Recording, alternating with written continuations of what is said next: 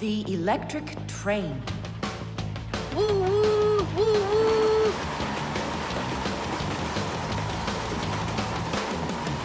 Zoom! Zoom! And suddenly, the Earth is attacked by an alien spaceship. Pew pew pew! If help arrives here on time, we'll be saved. Move faster, faster. Come on, get off the train. Move it, move it. Thomas, we came here to play. Oh, finally you're here. I need some aliens for this game. What kind of aliens are you talking about? Just plain old aliens. You know the ones. They come destroy the Earth and just about everything. We don't want to destroy anything at all. Why can't we be, the train engineers, huh? Train engineers? You don't know anything about driving a train. Oh, we know plenty about trains. Humans invented the railroad long ago, but back then, the rails were made out of wood. People didn't start making metal rails until the end of the 18th century. But the first railroad cars had no engines to give them their power. Instead, they used horses to pull them along. Later, horses were replaced by the steam engine. Wood and coal would burn in their furnaces to boil the water in the boilers, making the steam that turned their wheels. And the Fixies were there to help those trains go, making sure all of the parts could work together smoothly. But now steam engines have long gone away. The railroad uses electricity now for its power. These electric trains race along the railway at almost the speed of an airplane. So you might know trains, but you'll still be the aliens. This railroad is mine. So you're gonna play the way I want. The train is unloaded and leaving the station. Woo! You can play choo-choo by yourself. And I will. Pew, pew, pew, pew, pew.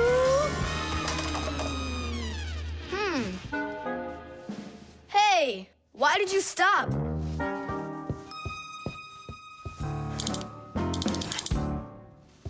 This doesn't help either. It's not going at all. Simka! Nolik! Where are you? Did I hurt your feelings or something? Mom, is Dad gonna be home soon? No, is something the matter?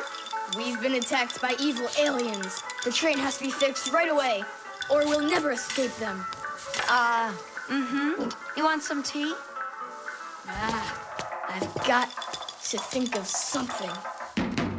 Simka, Nolik, I know you're in there. Please forgive me if I hurt your feelings. I'm really sorry. There's nobody but you that can save the world from the evil aliens. All right, you talked us back into it. Well, let's go and check the rails. Nolik, follow me. I'm faster. Whoa! Well, so much for being faster. But it looks like I found the brake. Thomas, the rails are broken.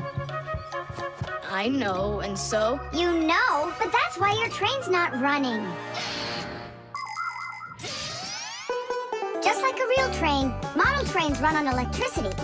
But there aren't any batteries inside the locomotive to pull the other cars. The engine gets its electricity from the rails. Each piece of the rail has a wire in it. If the rails come apart, the electricity can't flow through the track and get to the train. And without electricity, the train's engine just stops going. So reconnect the rails and your train will run again.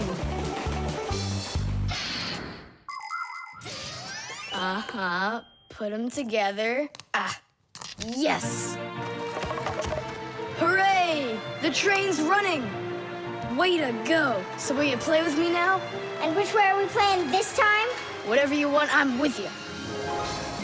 The train rushes down the track with Nolik as its engineer, when suddenly from out of the sky comes an alien spaceship.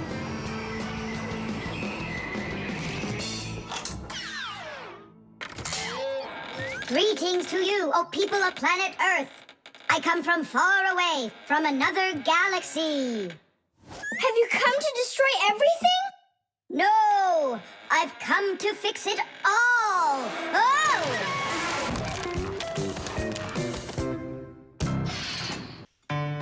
The aquarium.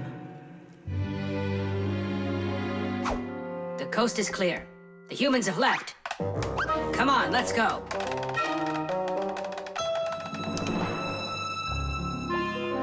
Marcia, why are the fish looking so tired? Because they're not getting enough air in there. The water in the aquarium is dirty and it needs air, but the filter isn't working. The filter? Yes, that device over there. These fish need our help, and if we don't do something right now, they could die. Right. First, I'll fix that light, while you and Marcia go over there and see what is wrong with the filter. But I want to go and look at the filter too. You're too small for this. Oh, whoa, whoa, whoa. And you're a giant. I mean, you're like 6 feet tall, huh? That's enough arguing. Nolik, let's go.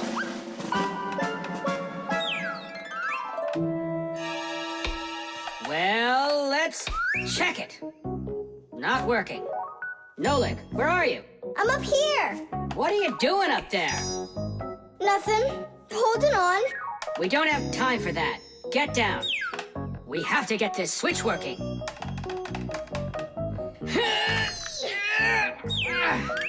Marcia, what's the matter with the filter? Well, probably something's caught inside and it's stopping the motor from turning. A filter is used to keep the aquarium water clean. A motor in a filter turns the paddles and pumps water through a fine net or a sponge. The dirt in the water gets trapped in there, and the cleaned water is put back into the aquarium. Many filters not only clean the water, but also add air to it, so there will be more oxygen in the water. You see, even though fish live their lives in water, they need oxygen just like all of us.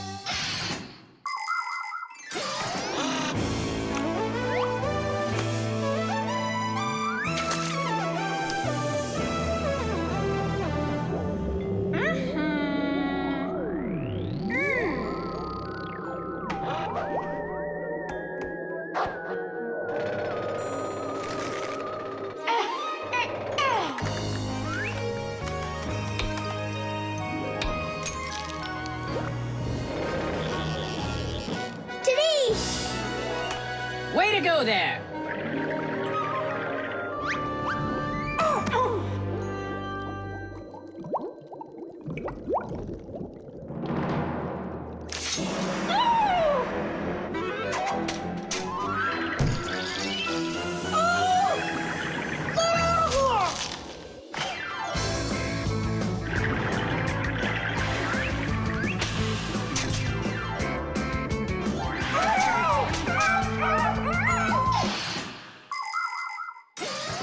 There are lots of ways for people to breathe underwater. As an experiment, try putting an empty glass upside down in water, and you'll see that some of the air stays in there.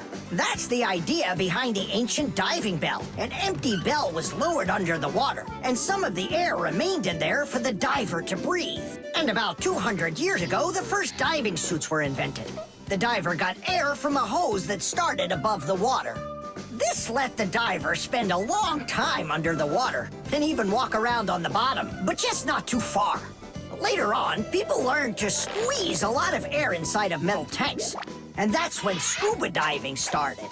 Scuba divers breathe the air stored in these tanks so they can swim freely and even dive deep down below the water. Our work is done. The light is on, and the filter is working. And the fish look so excited. As if they're not fish, but monsters. Thank goodness they're behind glass. Papoose! Just hang on. We'll be right there to save you. But I don't even have my pack-a-mat. Ooh, look how they're chopping their teeth. They must be so hungry. You're right. They're hungry. Nolik, come on.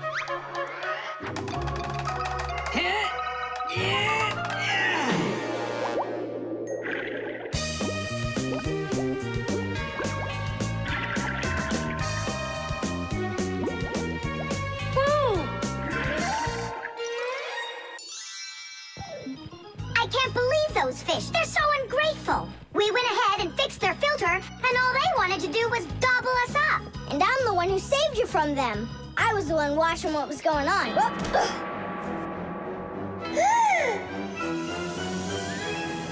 Oh, gee. Hold it. Do you think giving her some food will help? As long as you're not thinking that food is me.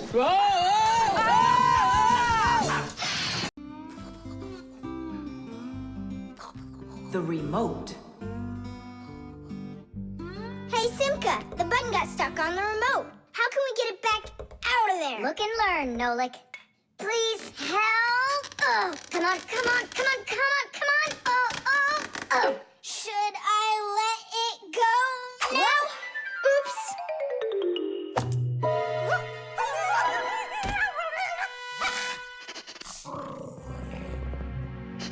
Nolik, hide somewhere.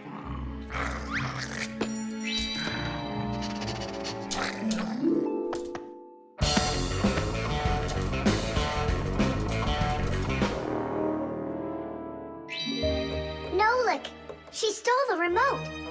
Nolik? Where are you hiding? Nolik! Hello there, Fixies. Hey, where are you? Hey, Tom Thomas, you got here just in time. Chusaka ran off with the TV remote. And so what? I can turn it on without it. And my favorite cartoon is just about to start. Forget about the cartoons, will ya? Nolik is missing! I'm afraid Nolik hid inside of the remote. And Chusaka took it. Oh no, Nolik's in big time trouble. Tom Thomas, there must be something you can do! Chusaka, Chusaka, come here. Where is that dog hiding? I'm gonna go look in the other rooms. Simka! Tom Thomas, here I am. I'm over here. For now, I'll wait here. Chusaka's not out there. Where are you? Hey, Simka. I ran to get a pack-a-mat. What are you gonna do with it? I'm gonna search for the infrared ray that comes out of the remote. That's so great. But what is it? I'll explain it to you. Inside of most remote controls, there's a special type of light bulb called a light-emitting diode, or LED for short. When we press a button, the LED sends an invisible infrared ray. And in the TV, there is a receiver for these invisible rays. The TV understands the command that comes from the remote control and carries it out, like changing the channel or the volume.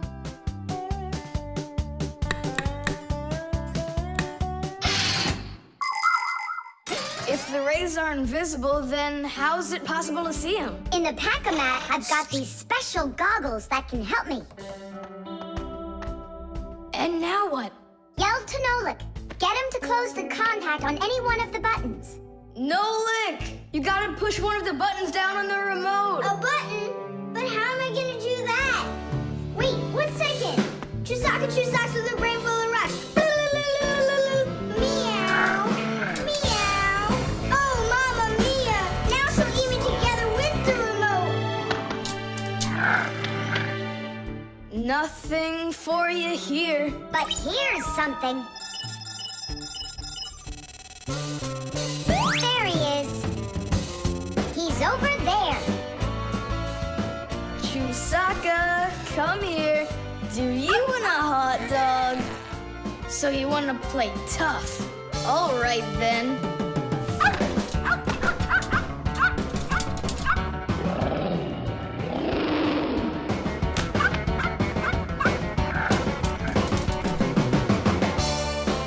Hooray!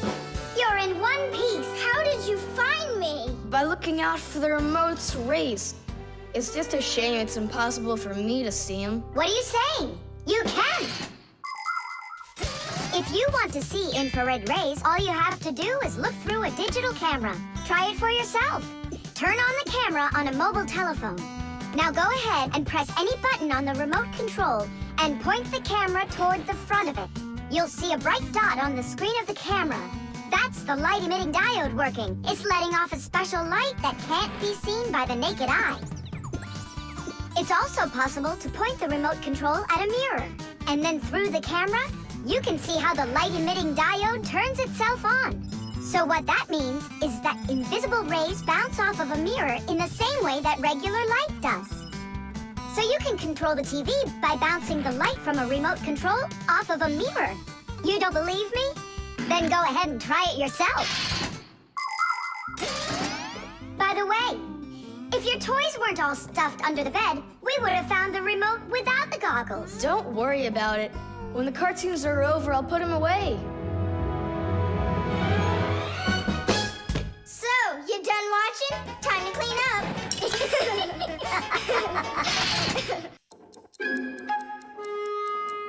The combination lock.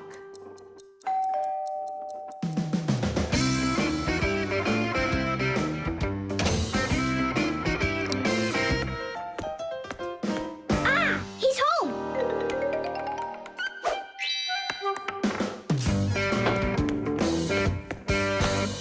Nolik, are you here? Stop your hiding. I'll still find you. Nolik, is that you? Hey, come on, that's not fair. You saw. Let me go again. I don't want to. You want me to play hide and seek when I got a brand new game to play with? Where is it? I don't see it anywhere in the room. I took it to school with me For what reason? to show it off.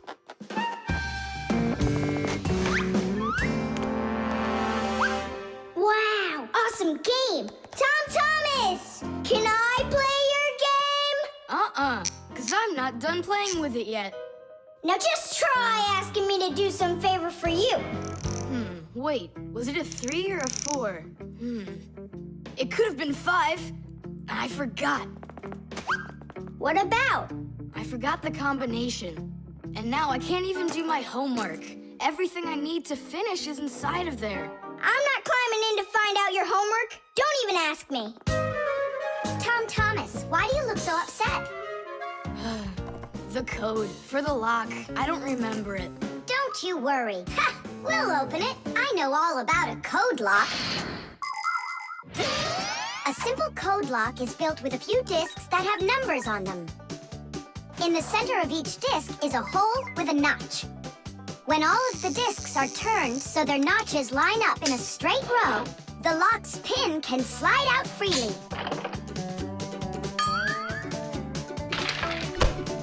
And to get the notches to line up, just turn the discs to the lock's code and the lock will open. It's that simple. It looks like we gotta take a look inside the lock. Ah, I see. Nolik, where are you? There's work to do. I won't do it. I'm not gonna help such a greedy boy. Nolik, won't you help me out here? And I won't be so greedy anymore. All right, you broke me down. Only as soon as we're done, you're gonna let me play with the game, right? There's no room in here. Hang in there. We'll start turning the discs one at a time, and you yell stop when they're lined up. Stop! Turn the next one now. Stop! Stop! Now try. Yes! Alley-oop. Titties! Hooray! And your code was really simple. Way too simple. The secret numbers and letters that you use to lock something up are called the code or the password. And to make sure your password's a really good one, here are some things you should know. Never choose a password that's really simple for someone else to guess. Like one with numbers or letters that are all the same or are all in order.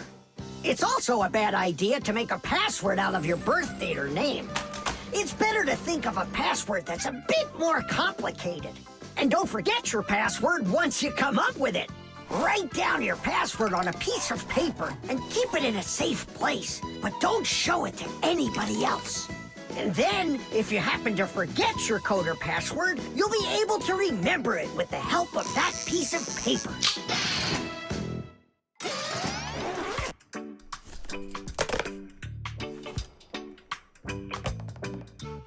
And why did you ever put a lock on your backpack? I was hiding the game from the other kids. Then why did you take it to school today? I wanted to show it off to my class. And did you show it? No way. If they would have seen it, they'd be like, I want to use it, I want to play. And so you hid it and didn't show it to anybody. Not to anyone. Then why take it to school, silly? To show it off there. You're just some show-off. You're just some greedy... Oops, sorry. Once greedy boy. Will you let us play now? Play away.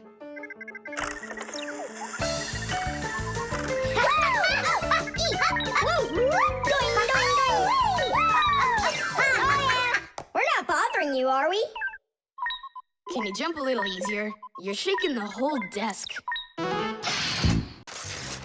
Candy.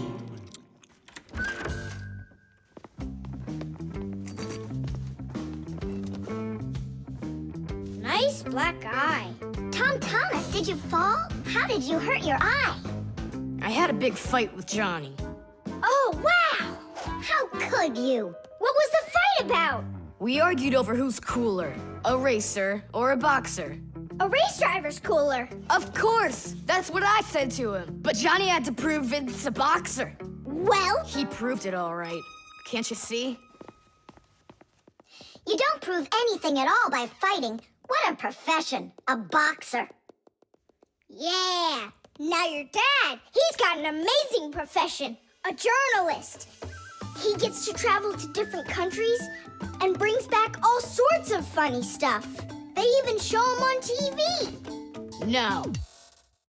What do you mean? Boxers are cooler. Everyone's really afraid of them. Don't be gloomy, Tom Thomas. Have a candy. I've got a good idea. How about a taste tester? That's the best job. And what is he testing? A taste tester is someone who tests the tastes of drinks and food. Yeah, how come? They want to find out if the food is delicious and what all the flavors are in it. Super! What a great profession. But a taste tester's not a job just anyone can do. I can do it. Then let's check. So open your mouth and then close your eyes.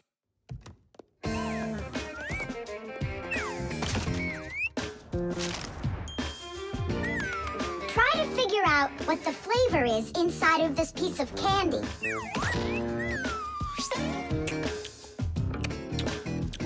Strawberry. That's right. Good job, Tom Thomas. And this?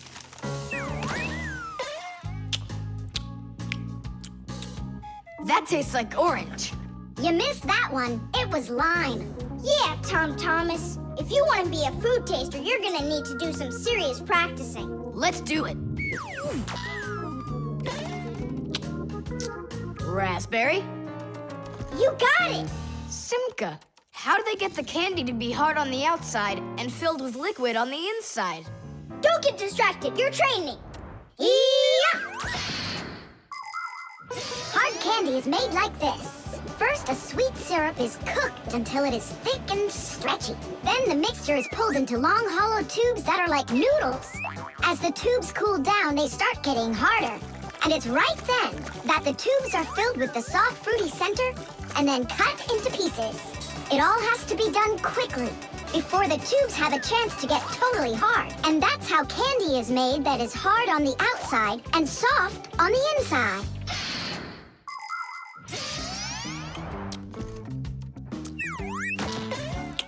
It could be strawberry, only I just can't tell anymore. Ouch! What's wrong? My tooth. Was I hearing things? Or did someone yell? Oh, I got it. Come on. Let's take a look at your tooth.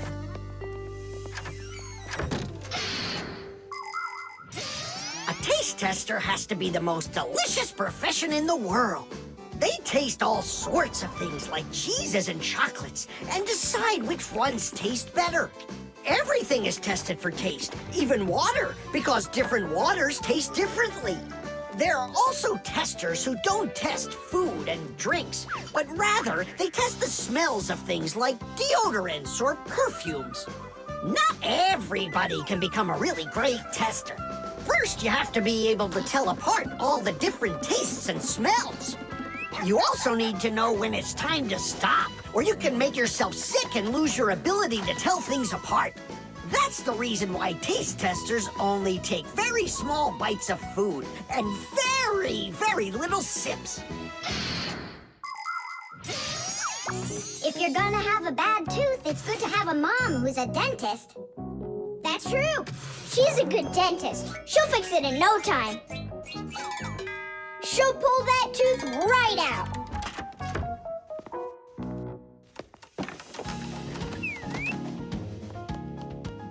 So, did she pull it out?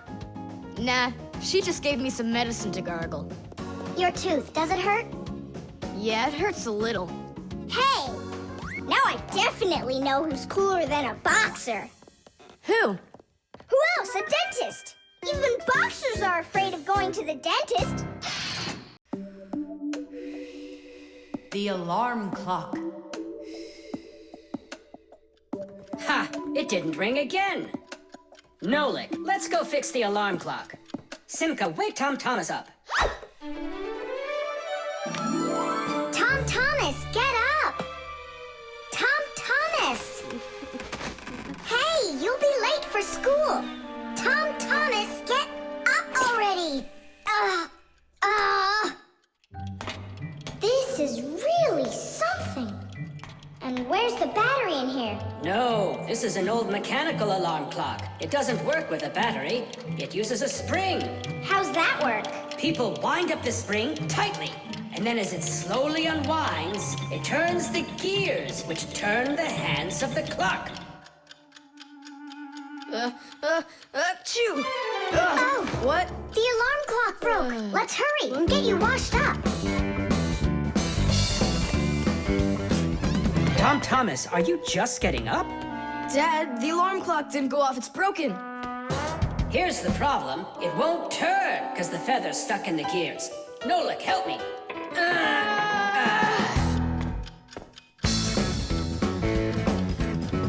Papas, what's going on? It looks like it's an earthquake. Huh, it really is broken. About time to throw out this old piece of junk. Tom Thomas, I'm off to work. Don't be late for school. I won't. Where are we? In the trash can. And what's gonna happen to us? Well, you see, Nolik. People throw out broken things without a second thought. Even appliances that can still be fixed end up in the trash all the time. And the trash is taken to a horrible, deadly place called the dump. If a Fixie happens to be inside a broken appliance, he will come face to face with great danger. Once, my uncle got thrown into the dump buried inside an old TV. He barely managed to jump out of the bulldozer's path, and it was a miracle he didn't end up in the incinerator. After that, he just roamed around the huge dump, trying to fix anything. He became totally crazed. Good thing the Fixie Rescue Squad managed to find him and bring him back home. I don't want to scare you, but we might be taken to the dump, my boy. Papas, I'm scared. Huh.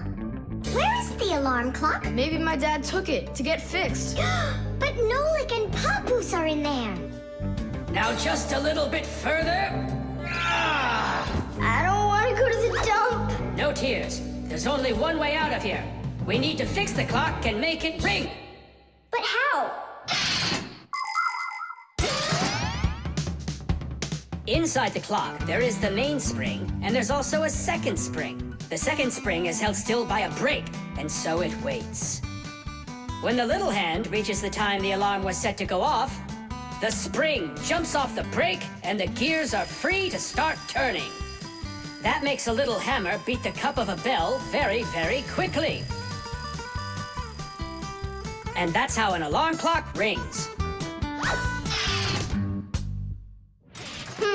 So this feather is stopping the gears and not letting the hammer strike the bell.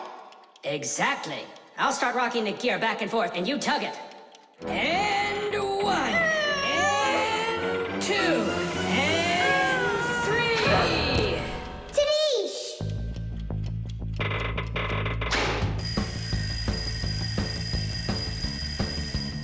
Simka, I think I can hear my alarm ringing. Run to the sound, quickly!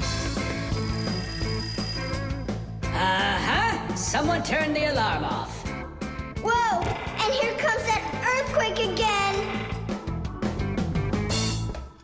Nolik, I'm here. Nolik.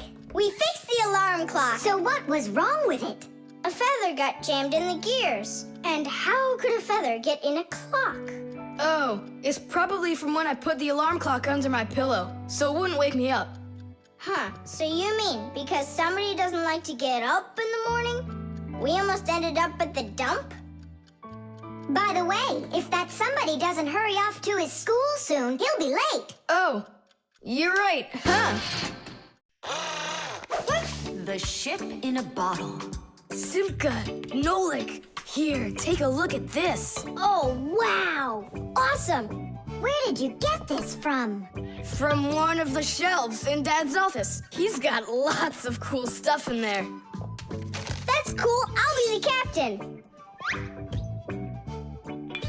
This is like a totally real sailing ship with masts, cordage, and everything. And how can it all get in there through such a little hole? A ship in a bottle is a real miracle.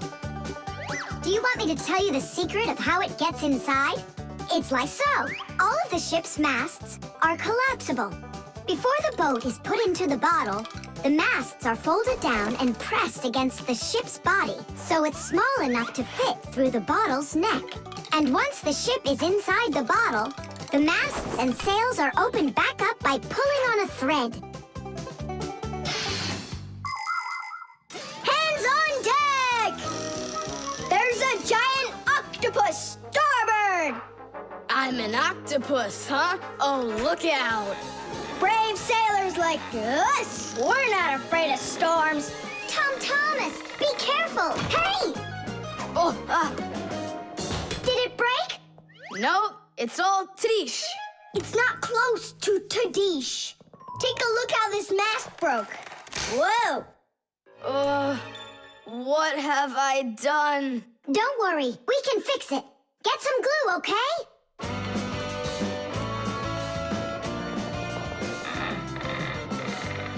Here's some super glue I found. This is the kind that'll keep things stuck forever. Nolik, come and help! Achoo! Phew! This stuff is so stinky. Danish!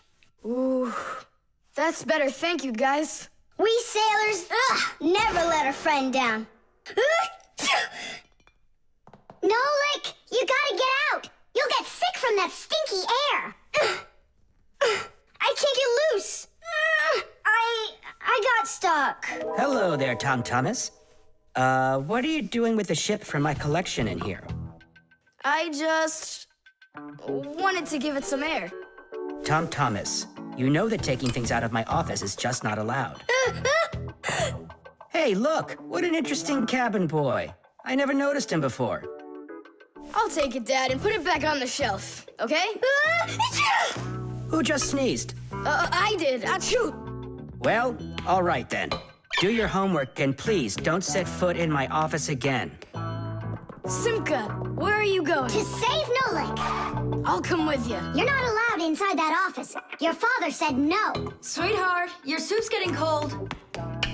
I'm coming. Nolik, where are ya? Simka, why is everything turning? Because you inhaled the fumes from that stinky glue. Ah, phew. Everybody knows how strong the smell of paints, cleaning fluids, and glues can be. But the nasty smell is not where the real danger lies. Breathing in the fumes from paint or glue can give you a terrible headache. Or even worse, it can make you faint. That's why when the Fixies need to paint or glue something, they're supposed to put on a safety mask called a respirator. And humans need to remember to wear masks just like Fixies when they're working with fumes. And never forget that the fumes from glue and paint can be flammable. It only takes one spark and kaboom! There can be an explosion. So always remember to have plenty of clean air moving through any room where you are gluing or painting anything. Simka, hurry up. Ugh. Hang in there, Nolik. I'll get you out of there.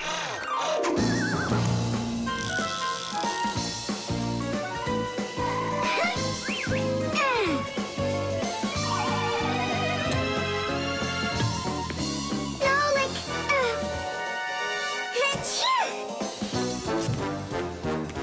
Oh no, is he okay? Nolik! Nolik! Nolik! Oh, you're alive. Turning starboard. Turning port. Piasters! Piasters! Oh, whatever. He's gonna be fine. Nolik, do you know who I am? A giant octopus? The lever.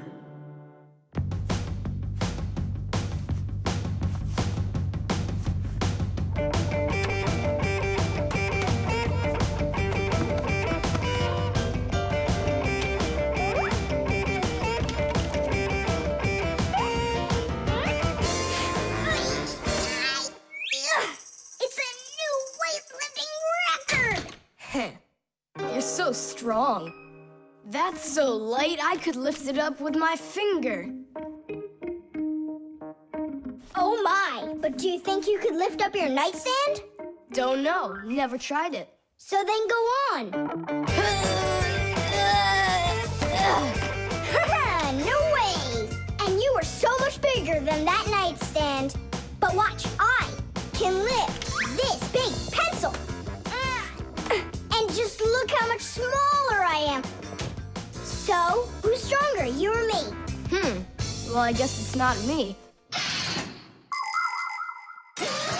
The Fixies may be very small, but they are actually much stronger than humans. Yes, it's true. What, you don't believe me? Well, who's stronger, an elephant or an ant? You think it's the elephant. Well, of course, it's so much bigger.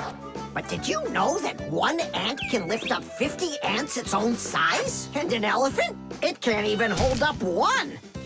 So it turns out that for its size, an ant is much stronger than an elephant. And the same goes for Fixies.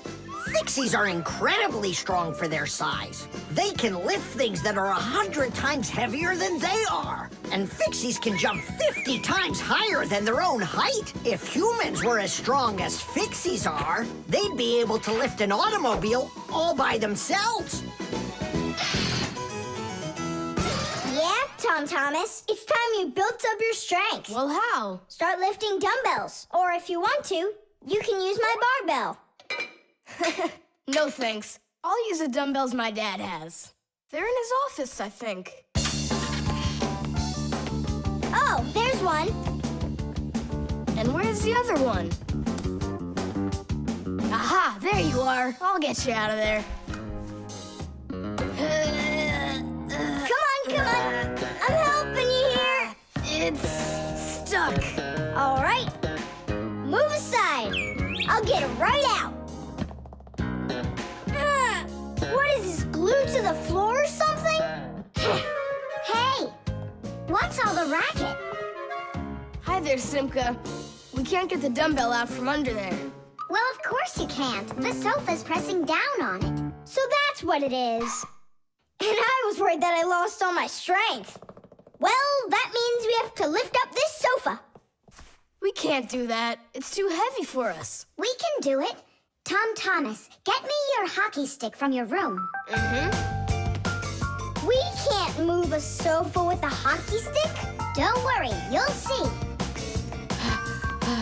Here, I brought it. What is it for?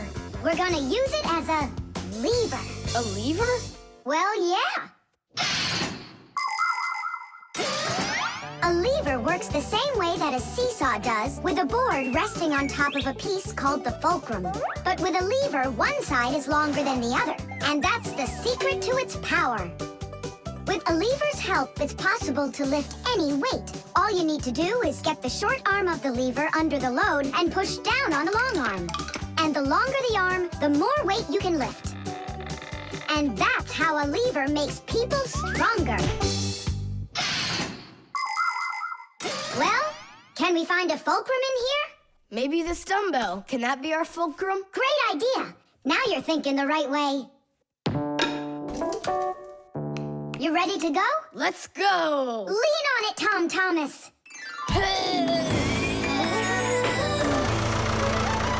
Yay! It's working! Tadish! I'm so strong, did you see? Now watch how I lift Dad's heavy weights for you. Look, I can do it. It's just like I told you. You'd be better off training with my weights. Didn't you just see me lift up the sofa? You didn't lift the sofa, the lever did. Did you ever hear the saying, knowledge is power? I've heard it. Although, some physical power won't hurt you either. So pick up your lever and go out and play some hockey. You know how built those hockey players are.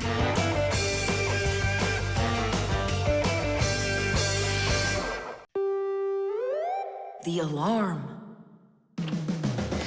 Hey there! I'm back! Yoo-hoo! Wait, my chocolate bunny! It was standing right here! What's this, a dog? Not that one, another one! I had 2 bunnies. I just got them as a present. You had 2 bunnies? Are you sure of that? Of course! You think I don't know my 1s from my 2s? Huh. Then someone stole one. Unless.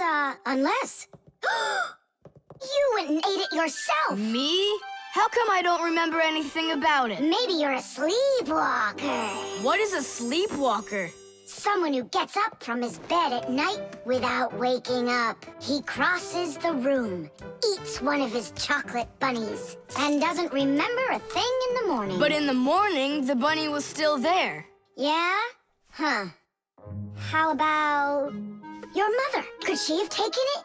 She doesn't like when you're eating too much candy. No, she doesn't. She says that candy's terrible for my teeth. And so, to save your teeth from these sweets, she snuck quietly into your room, snatched one of the rabbits, and ate it. But Mom's the one who gave them to me as a present.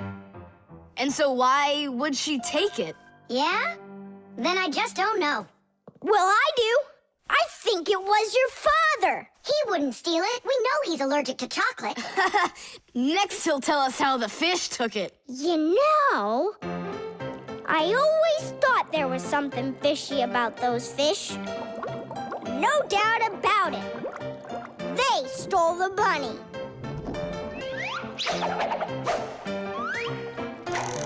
Uh-huh. And then they hid it in their aquarium. Oh, Nolik, that's funny. You know what, Tom Thomas? You need to protect that other chocolate hair. Exactly. It has to be eaten right away. Now, before it disappears. Just wait a little. You don't have to eat it. Let's think of something else. Of course, we need a security alarm. Need what? The alarm was invented to keep houses, cars, and other valuable things safe and secure. The simplest alarm is a siren or light bulb that is connected by wires to a door or window. When someone tries to open a door that has an alarm on it, the alarm goes off, making the siren howl and the light flash. Alarms can also be set up to call the police if they go off. Super! But where can we get ourselves a security alarm? You have an electronic construction kit, remember? You're right. Then bring it over here.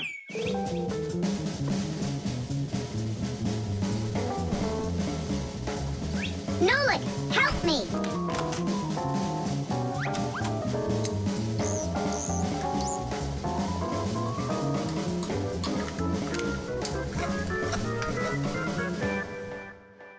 Tadish!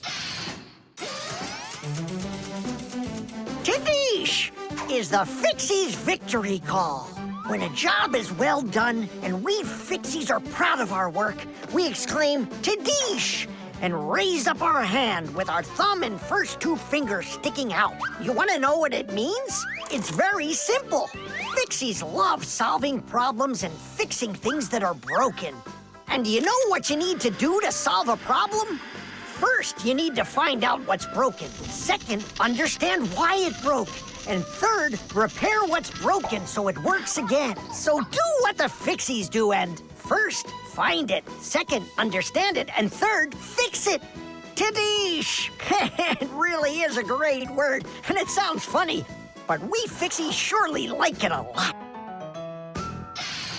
Well, Tom Thomas, turn on the alarm. You sure the alarm will work? I'm sure, without a doubt.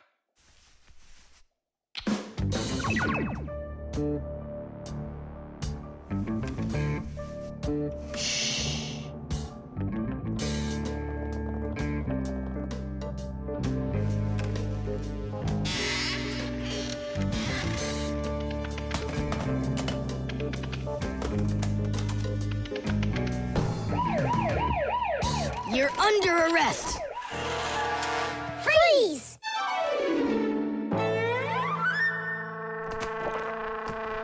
Chusaka? Why are you stealing my chocolate?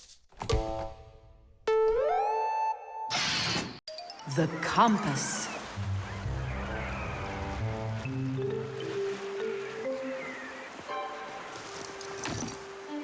Pipe ball, hands on the deck. Aye, aye, mateys. Shiver me timbers. Simka and Nolik, what you doing here? We're not Simka and Nolik. We're courageous pirates. Yeah, pirates. And today we leave home for the sea. Are you with us? Yes, I am. Hooray! You mean no? No hooray? Oh, yeah. You can't join us without a test. Go and find a special thing. Something no sailor should ever sail the sea without. I can do it, but how? With a map. And it's over there. I've never seen a map that's this puny. What are you talking about, puny? That took us a half hour to make. From where you're standing now. Uh-huh. From here, you mean? Guessed it right. First, head to the north until you will find... Hold on. But where's the north? It's where the North Pole. Ice and polar bears are. But how do I know which direction the North Pole is? By compass, of course. A compass is a special tool that helps sailors and pilots know in which direction they're traveling, whether in the air or on the sea. Our planet is like a big magnet that has two poles, the North Pole and the South Pole. These magnetic poles help the needle in the compass find its way. The needle is magnetized, so one of its ends will be attracted to the North Magnetic Pole and point at it, while the other end will always point towards the South. That I know, but there's no compass around here. Then let's make one by ourselves. Out of what? We can use a needle. We just have to magnetize it. And how's it supposed to turn around? In a saucer of water.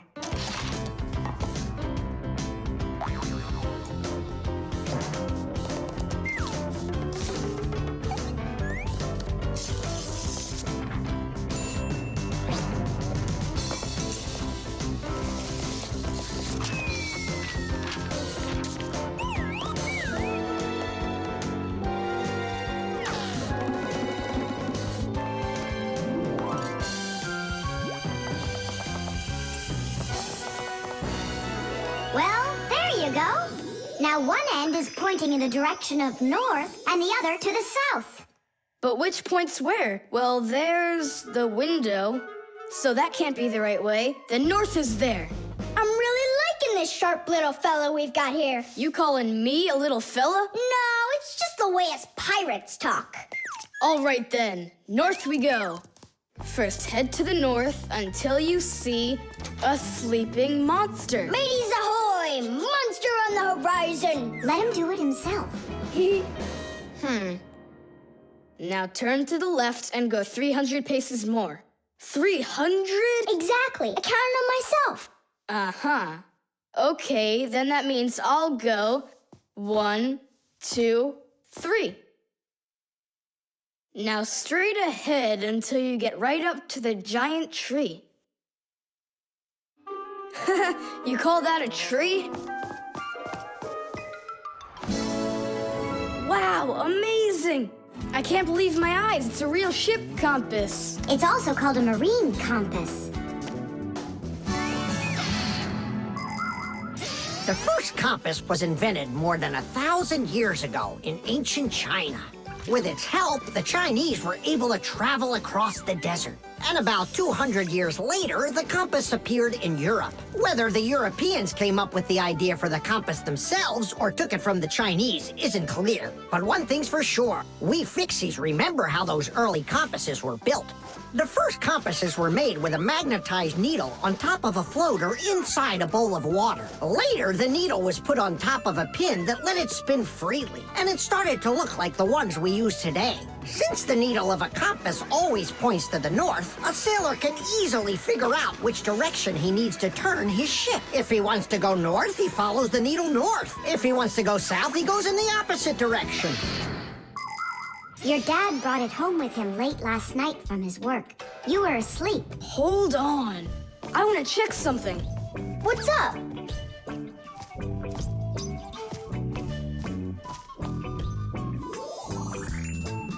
Yeah, they line up together. Of course they line up. If not, how else would you have gotten here? We're done with the needle. It has to go back. First head south 600 paces. 6 for you, matey. The thermometer. I can't believe the new thermometer isn't working. Tom Thomas, stay in bed. And I'll try and look for that old mercury thermometer. Hey, did you get sick? That's one way of saying it. I don't know how I'm gonna pass that math test today. You're not ready, so you don't want to go to school. Well, yeah. So if you pull a sickie, then you can trick your mom. No, that's not true. I'm just pretending a little bit. You think so? Well, you won't trick the thermometer. Simka, what's a mercury thermometer?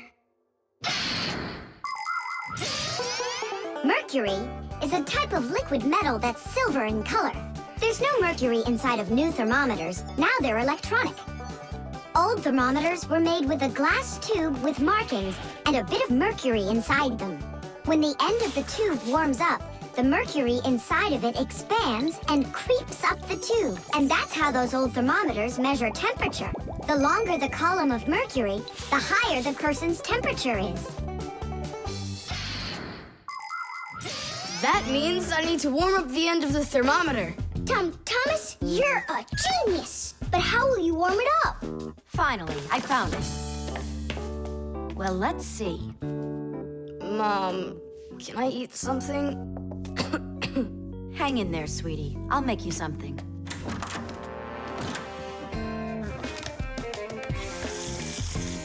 Ooh, that is hot.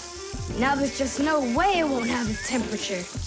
Hey, what are you doing in here? Well, how high did you get it? 108 is what it's showing. Oh no! With a temperature that high, they'll send you straight to the hospital, and you don't need that. You'd better shake that thermometer. Yeah, that's what I'll do. That'll get the temperature down a little.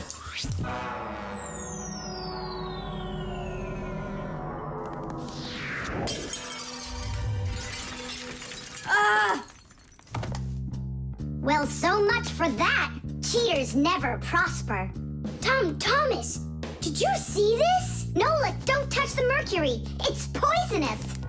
Stop it right now. And you, Thomas, you don't touch that mercury either. It's dangerous. Then how can we throw it out? Call your mom and she can help you. I can't. How could I call her? Then she'd find out that I wanted to trick her. Maybe it's better to tell the truth. I can't. I can't do it.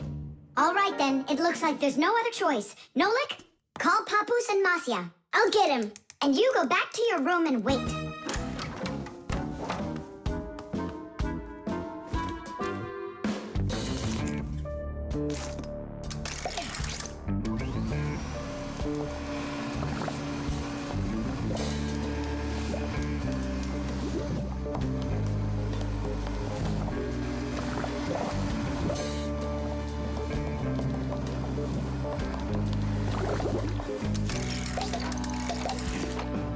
Looks like this whole job is done.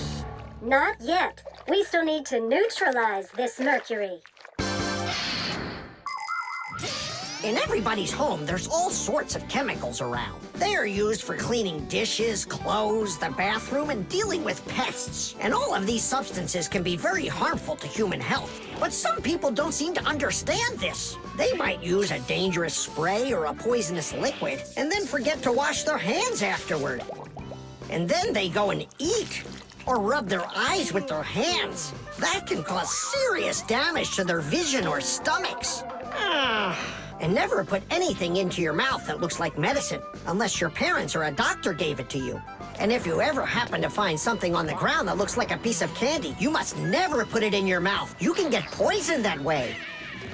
Oh, humans. If they'd only remember this simple advice, they'd stay safer.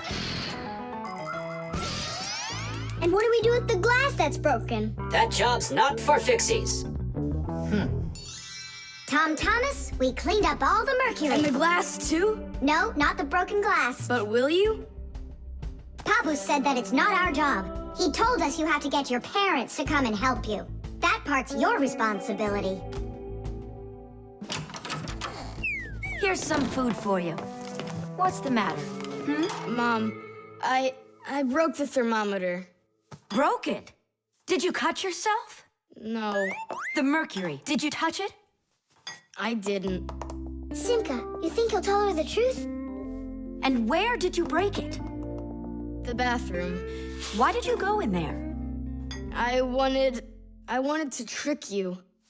I have a test, and I didn't study for it. And now it's too late for school,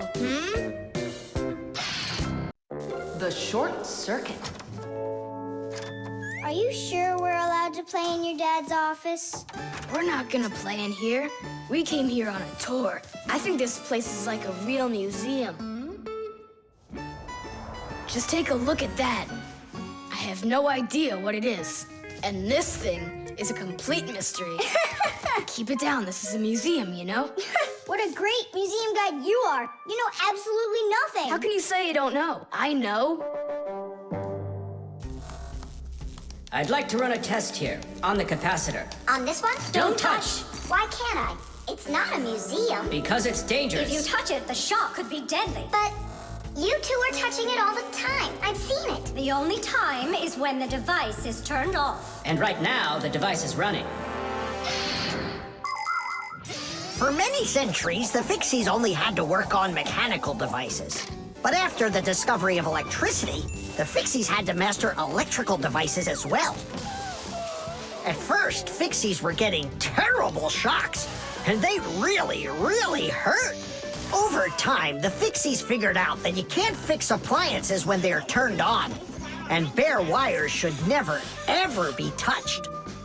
And Fixies also learned that electricity can travel not just through wires, but through plain old water. So that's why if a broken wire ever ends up in a puddle of water, you must never get close to it, or you could get a terrible shock. Fixies learn all these important rules, and they hope humans understand that they need to learn them as well. Look. Now here's one I know about. It's an old radio my dad got from my grandpa. More than 60 years old, can you believe it? Your grandpa? The old radio. That was a joke. Is it still working? I don't know. Let's check.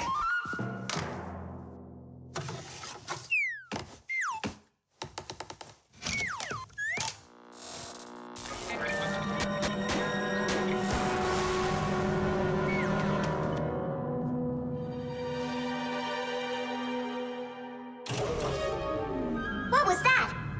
It looks like the electricity got turned off. Maybe it was a short circuit. I'll go find out. Oh, so it was you who caused the short circuit. I was in here showing all these things to Nolik, and we wanted to turn on the radio. We flipped the switch on, and then suddenly, kaboom, the lights go off. They're off everywhere in the apartment. So then how can I even warm up my pizza now? Soon it will warm up all by itself now that the refrigerator isn't working. Simka, what What is that thing you said? A short circuit? Electricity goes back and forth from an appliance with two separate wires. For example, an iron uses the electricity it needs to get hot. But if those two wires start touching each other without the iron in the middle, then the wires will get hot instead. And this can cause the wires to burn out. When this happens, it's called a short circuit. Short circuits can happen when the coating around a wire is worn out, or when an appliance is broken on the inside of it. So when you tried turning on that old broken radio, the wires in the apartment started burning. Does that mean all the wires got destroyed? Don't worry. In our apartment, there's an automatic switch to stop that. It turns off the electricity when the wires start getting too hot. Oof. And what about that, automatic switch? Is that something you need your mom and dad to turn on? No question. You definitely would. But you have us. Yeah. And we have Papus and Masya. I'll go tell them what happened here. And you guys, you turn off the radio. But we'll get electrocuted. What do you mean electrocuted? Thanks to you, there's no electricity.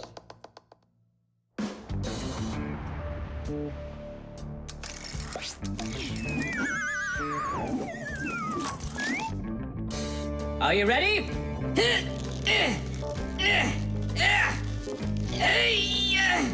Pull it up.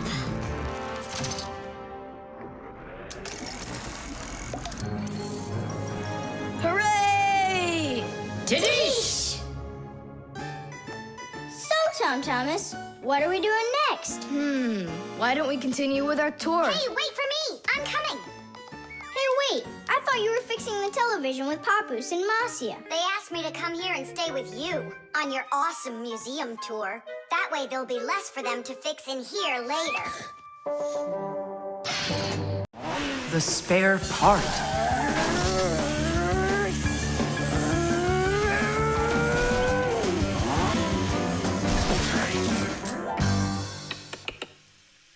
Hey, what's going on? It was just working. Hi there, Tom Thomas. Simka and Nolik. Look, I've got a Sorry, problem. no time to play. We're busy. Busy? With what?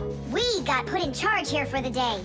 We even get to use one of the pack-a-mats. Papus and Masya went out to visit our Fixie friends. Papus used to be with them at the Space Center years ago. Ever since he was a boy, Papus dreamed of going into space. And why not? Fixies work on rockets, too. He even got a job at the Astronaut Training Center. He was put in charge of the centrifuge, and he made sure it worked perfectly. The centrifuge is a sort of very fast carousel for training astronauts. And Papus trained inside of it, too. Unfortunately, Papus never knew the rocket was scheduled to fly on his day off. And when he found out, it was too late, and the rocket blasted off without him. Since then, Papus hates his days off. But he still longs to fix something like that centrifuge. You know, something turning around like a washing machine. Too bad for Papus that the one in his house seems to keep working perfectly fine. So that means today you fix everything? Uh-huh. Well then, it's your lucky day, because my car just broke down. Hooray! We've got work to do. Nolik, let's go!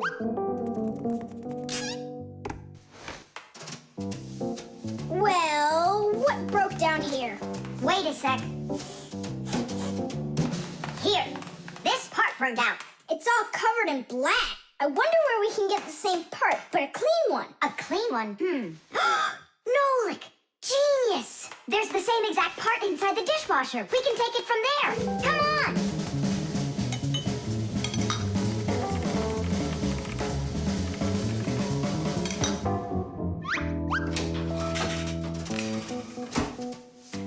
Do you have any idea how all these parts are connected to one another? With this thing right under you.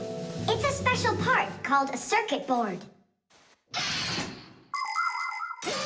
A circuit board's made like this. First, the board gets covered with a thin layer of metal. Then, paths are laid onto the board where the electricity is going to flow. After that, all of the extra metal is washed off of it with a special cleaning liquid, leaving the metal paths that were drawn on the board. These paths work just like wires to connect the parts on the board to each other. And then all that's left to do is attach those parts to their places on the paths.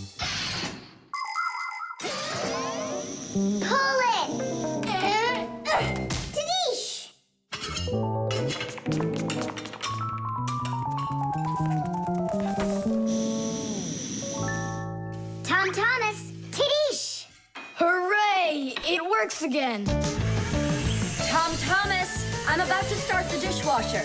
Are there any dirty dishes in your room? Nah. Slow down. Slow what down? Slow down your mom. We took the new part out of the dishwasher, see? Mom, wait, don't start it. You need to put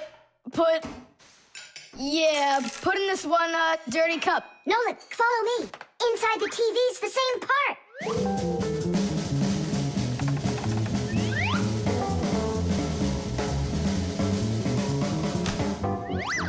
Now back to the dishwasher. We barely made it. We grabbed the part from the TV in the living room. Not the TV, my mom's favorite program is about to start.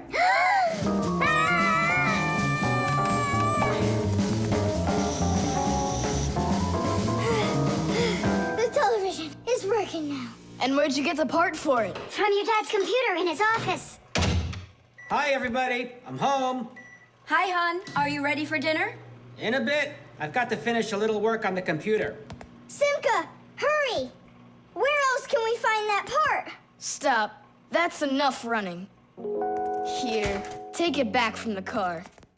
And then we put the part back into the computer and it started working again. Oh, that was really silly. Remember, you little experts, never repair any device at the cost of another one. I understand now. And I understand. If you were smart, you could have taken the part out of the old radio in the closet.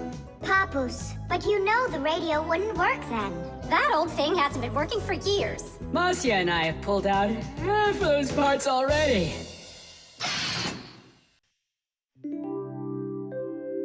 The DVD.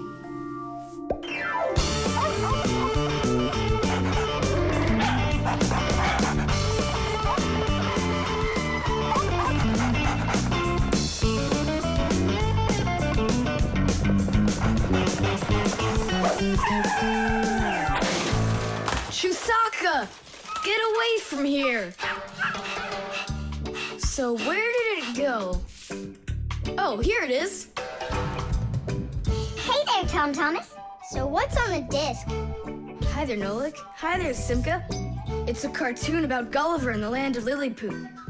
My friend Jeannie let me borrow it. I have it till tomorrow. And what's the story about? Well, it's about this guy who gets shipwrecked where people are just so teeny tiny. Fixies, you mean? No, not Fixies. Lilliputians. Lilliputians? Uh-huh. Know what, Simka? I think that you Fixies might have come from those Lilliputians. No way. Our grandpa told us a completely different story of the Fixies. When something is very well made, then the saying goes that it was made with just a little bit of soul. In old times, craftsmen made things to last, and in each appliance, they would leave just a little piece of their soul. Those little pieces of their soul would turn into tiny craftsmen called Fixies, who would then make the appliance their home and take care of it every day. And that's how the very first Fixies came about. But as the years have passed, fewer things are being made by hand, and more things are getting made by machines in factories. That means there are less and less new Fixies coming from human souls. Luckily, Fixies can fall in love with each other and have their own family, raising their children and teaching them well, so they'll grow up to become skillful and honest master Fixie repairmen. So you're mistaken. We're not Lilliputians at all. We're Fixies. Yeah, Fixies. Listen, Tom Thomas, why don't you show us the movie? Yeah, I want to learn about Lilliputians too. Really, I do. Sure, I'll show you.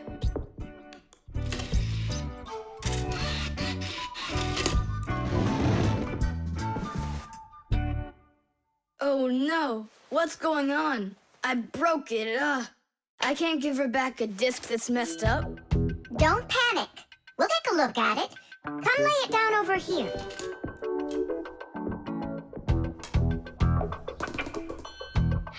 Tom Thomas, why is this disc all covered in jelly?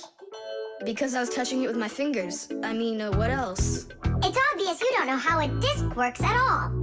And you know how it works? Yeah, I know. Yeah? If we take a look at a digital disc through a powerful microscope, we can see rows of tiny valleys of different lengths. These valleys are actually a code for the cartoons, games, or music recorded onto the disc. Inside a disc player, a laser beam reads the code and helps turn it back into pictures and sounds. But if you scratch the disc or smudge the disc with dirty fingers, the laser can't read it and the disc won't play. That's why you need to keep discs clean and stored in cases.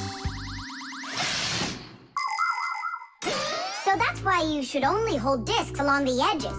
And when you're done watching them, you have to put them back inside their boxes. And what about this one? Do we have to get rid of it? Not so fast. Nolik, this calls for a major cleaning. Let's get the brooms.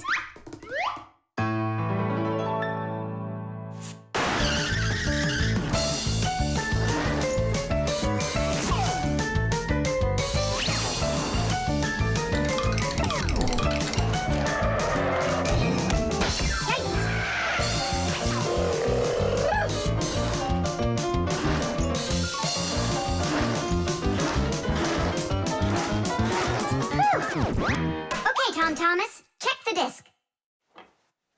There you go. Now you're holding it right. Hooray! The disc works fine. Hooray! Now we can watch the movie about the Lilliputians. Hey, Gulliver, why are you sitting there? You've seen this movie already. I know in what? What? Look at that pile of discs. Where do you need to put them? Huh. In their boxes. The keyboard. 5, 4, 3, 2, 1. Ready or not, here we come. And where is he hiding this time?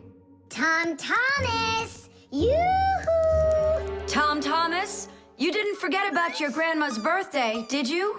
No! Oops, I did. We found you this time. Hey, that's not fair. It was my mom that found me, not you. Then go and hide again. Not now. I have to draw a birthday card for... my grandmother. So, we need one clean sheet of paper. When's your grandma's birthday? Tomorrow. But your card won't get there on time. Oh, then what can I do? Come on and use your noggin. Pick up the phone and give her a ring. Your grandmother will be really happy to hear your voice. No, we've got a tradition. We send each other birthday cards. And what's the internet for? Why don't you send off an electronic card to her? Simka, that's genius. Oh, this one's cool. Now go ahead and type your message.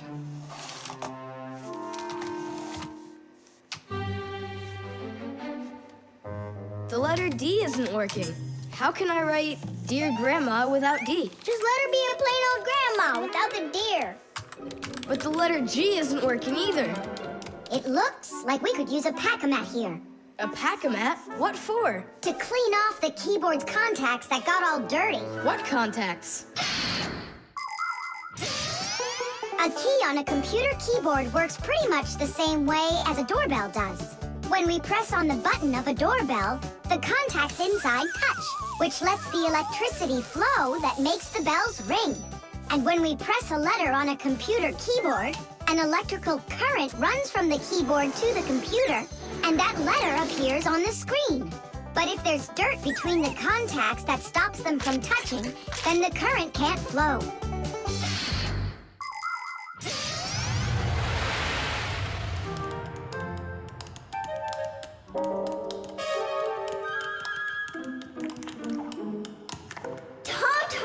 What did you drop in here that is so sticky? It's probably the soda I was drinking. And so, you shared it with the keyboard? Here's the reason why it's not working.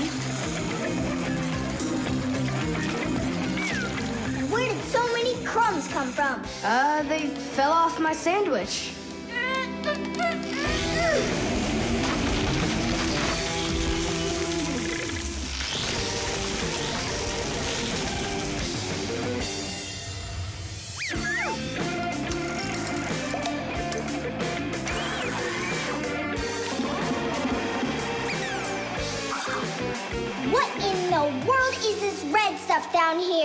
That must be the sauce for my mushroom pizza. Oh, Nolik. Well, now it looks like we're gonna be out picking mushrooms. The Fixies are always ready to help people out, but there are some people we really don't feel like helping. I remember when I was working as a Fixie back in one house. It was a disaster. One day, the owner spilled coffee on the remote for the TV. As I was running to clean the remote, he starts pounding the TV with his fist because the channels won't change. So now the TV is broken too. Well, with no TV, he decides to listen to some music, and he carelessly pulls the music center onto the floor. So he tries to fix that himself and manages to break it for good. And then he sits down on top of his telephone and breaks that to bits. Meanwhile, I'm still busy trying to clean the coffee off of the remote. There wasn't a minute of rest with this guy around. In the end, I couldn't take it any longer. So I got out of there, and now I'm here, teaching kids. Tom Thomas, why are you eating food at your computer? Yeah, they don't feed you in the kitchen or something? Now I know it. It's not allowed. You said it. Now write your message. And write the address on there, too. Uh-huh. Mom, do you know what the email address for Grandma is? Grandma doesn't have an email address. So what? We went ahead and fixed that keyboard for nothing? I still need it. Am I Grandma? I'll give her a ring on the phone. You said you had a tradition of writing each other cards. And what?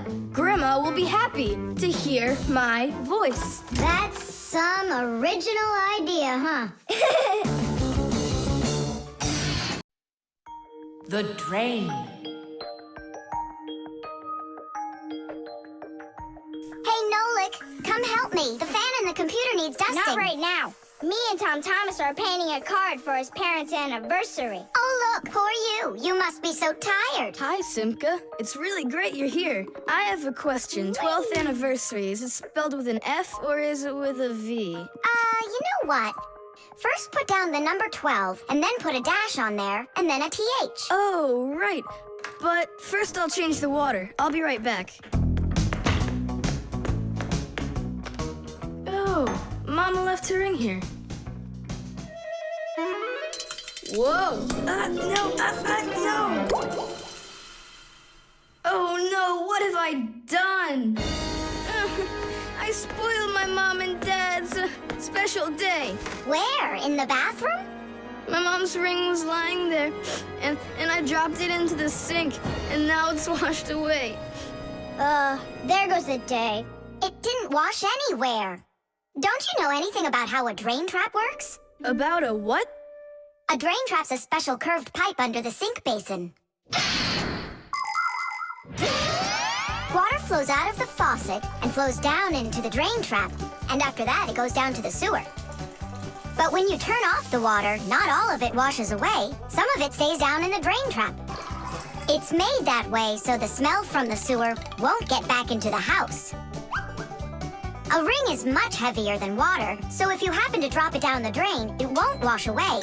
It will stay at the bottom of the drain trap. Well, that means we still got a chance. Yeah, but how in the world can we get it out of that trap? Who knows? I don't know how to swim. Don't worry, it's all under control. Do you have any thread? Plenty of it. Go get it, and I'll be back in a flash. I can't fix it like this. I need my welder. Papoose, I need to borrow your pack-a-mat for a little while. Now that's a coincidence. I need to use it too. Marcia, then I need to use your pack-a-mat. What? I'll bring it right back. Hey, where are you going? Just watch what you're doing, dear.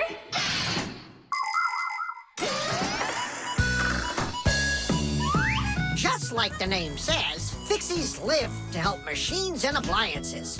But machines are very big and Fixies are very small, so they can't get by without tools. Long ago, Fixies worked with just about anything they could find. Little feathers, threads, pins, but now they have backpacks called pack-a-mats. Inside a pack-a-mat are all sorts of tools. Just push the button and the pack-a-mat spins around quickly, shooting out a hook or a magnet or even a parachute. Every adult Fixie has their own pack-a-mat. But before children can get them, they have to go to school and study hard, and then pass an exam before they have the rights of a full-fledged Fixie. And it's only after all of that that young Fixies get their own pack-a-mats. And what? You're going down there with just that on? Not just like this. Yeah, like that. Huh? She was just saying, when I tug on the thread, you need to pull me up. I got it. He just said, I got it. I don't need you to repeat what he said. She said she doesn't need me to repeat what you say.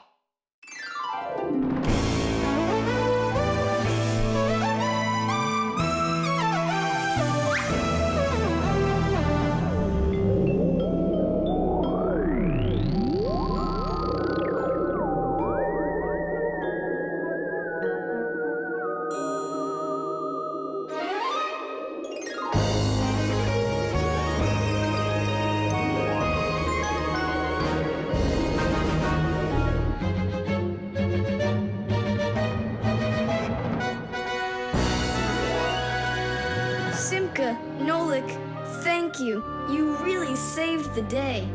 That's what Fixies are for. I said that's what Fixies are for. Tom Thomas, who are you talking with in there? Oh, your mom came back. No one. Hey, can you turn back into Fixies? I gotta ask you a question. I forgot. Should I write 12th anniversary with an F, or do I write with a V? Just write the number. You're right. The microwave.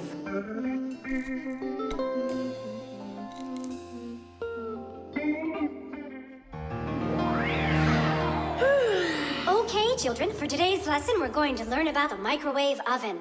It's a very special appliance that people use to heat all sorts of different foods up. Oh, wow. Is there any chance that we could get heated up here? You'll find out about that too, if you'll pay attention, of course. Whoa. Got it? Now listen carefully. I'm listening. Of course, young Fixies go to school just like human kids, but their parents teach them a lot of important lessons, too.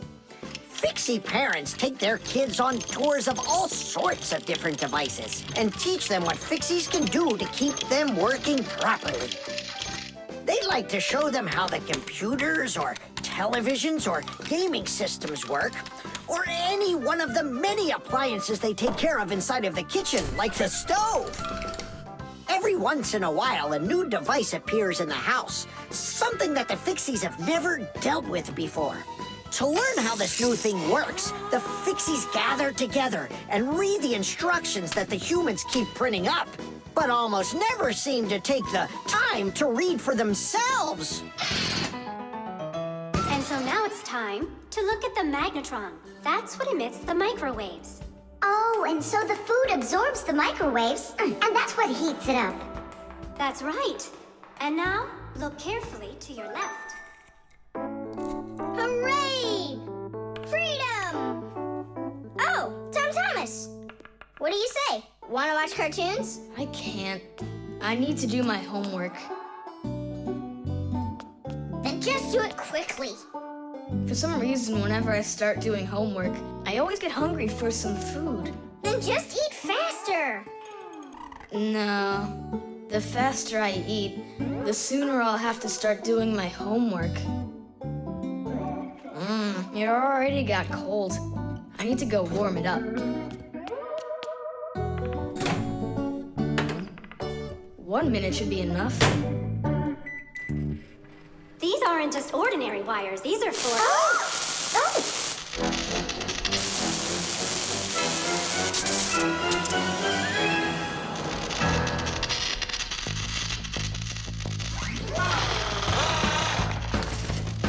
Marcia, what's going on? It looks like it might be an overload. The microwave might burn out. Then we better run out of here. What do you mean run? We need to save this microwave.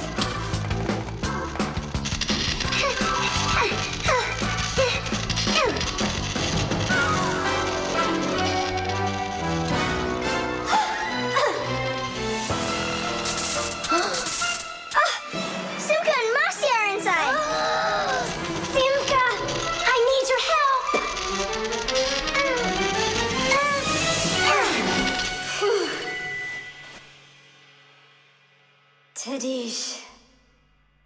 Oh, what's wrong with the microwave?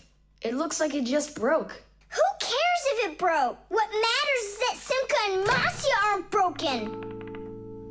Look, there's no one here. Of course not. We were behind the wall. You wouldn't believe what happened in there. Oh, there you go. Tom Thomas, why did you put that fork into the microwave? Why not? You mean I'm not allowed? Remember, never put any metal objects into a microwave. If you put forks or spoons in a microwave, you can burn it out. And then not even a Fixie will be able to fix it. Even a thin metal border on a plate can cause serious problems. Also, never warm up food in sealed packages or bottles inside a microwave. And one last thing, don't even think of cooking eggs in their shells in there. They'll just explode. Sorry, I didn't know any of that. Nolik, and what were you thinking? Why didn't you warn Tom Thomas about this? Well, Oh, today you skipped school. And now you don't know it either. Nolik, where are you going? I'm talking to you. where else? I gotta go study all about microwaves. And I'll go do my homework now. But first you'll sit down and eat for a while, right? No, I'm not gonna eat food. First I'll go and play some games for an hour or so. The screws. Hey, Tom Thomas, what you thinking about? Huh? For school I have to write an essay. My very best friend. I don't know, who should I write about? What do you mean who? Aren't I your closest friend? Of course! How could I forget to write about you? And you can keep forgetting. That's our secret, right? Don't you remember the promise you made when we met? Sure, how could I forget?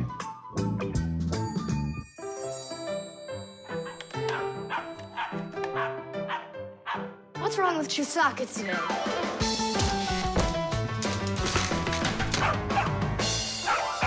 Chisaka, why are these screws bothering you so badly?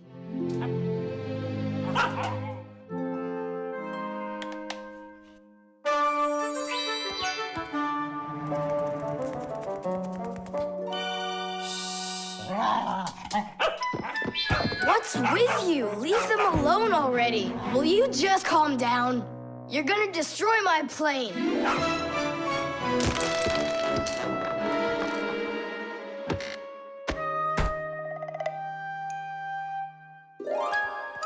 Let's get out of here. Ow! What's going on? What's going on? Hey, if you don't turn back again, I'm not letting you go. Oh, please, don't be afraid.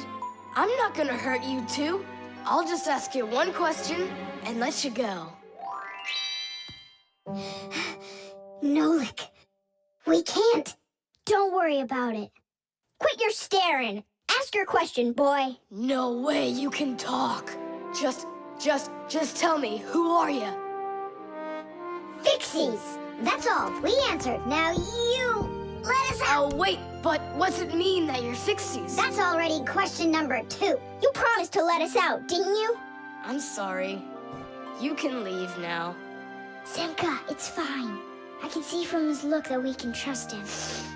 All right. We'll tell him.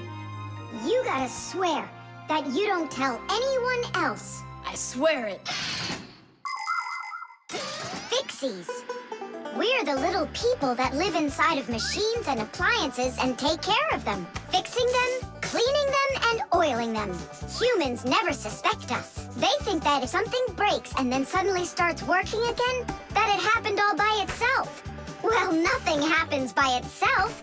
It happens because we, the Fixies, are living inside. Yes, without the Fixies, humans would have so many more problems with their machines. That's awesome.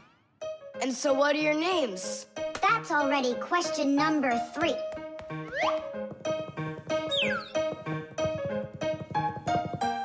You can call me Nolik, and her name is Simka. And my name's Tom Thomas. Will you come back over? Oh, well. I was this close to becoming the first kid in the whole world to make friends with the Fixies. I thought you guys would never come back over. And we didn't plan on coming back. But then we thought it'd be really great to be the only Fixies in the whole world, who are friends with the only kid in the whole world, who is friends with the Fixies. Ah! And who has told no one about us. The Fixies do everything they can do to hide from humans. They are afraid that if humans discovered Fixies, they would hunt them down and capture them and start keeping them in cages just like pets. And worse than that, they would take them into their laboratories and start examining them under microscopes, even conducting scientific experiments on them. Or suppose that humans thought we'd do all their work for them, and so they decided that they didn't have to take care of their appliances any longer. Well then, let me tell you this. If humans decided that they didn't have to clean or fix their own appliances, then not even the Fixies will be able to stop them from breaking no matter what they do. That's why the Fixies are very smart to hide from humans. Okay, then, I'll write about someone else. I have the very best friend ever. Period. When something's broken, he repairs it. He's the one and only the one and only Nolan. SMS.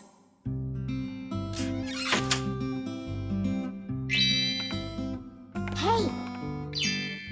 All clear. Oh, take a look. A mobile phone. You think they bought Tom Thomas a new one? Oh, wow! Nolik, stop! Awesome. Turn around! Oh!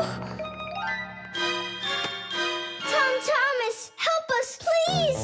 We're trying to save your telephone! That's not mine. Oh, Katya left it behind. Katya! Katya! She's gone. It's too late. Oh, an SMS just came in. You won't read it, will you? Of course not. But what if it's something important? Tom Thomas, don't you even dare go and read her letters. Uh-huh, pretty interesting. Looky, there's just a ton of these messages. Now, Nolik, you go and distract him from the telephone. Uh-huh.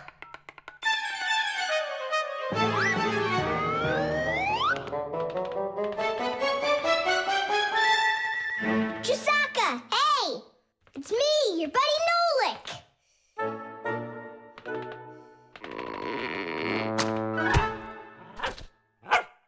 Hey there!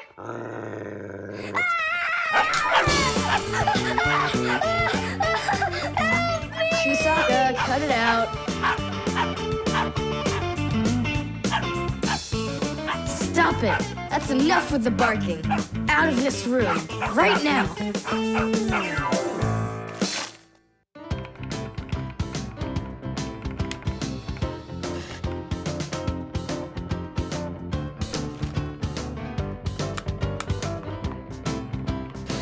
Done. Well, power's off now. Huh. What's up?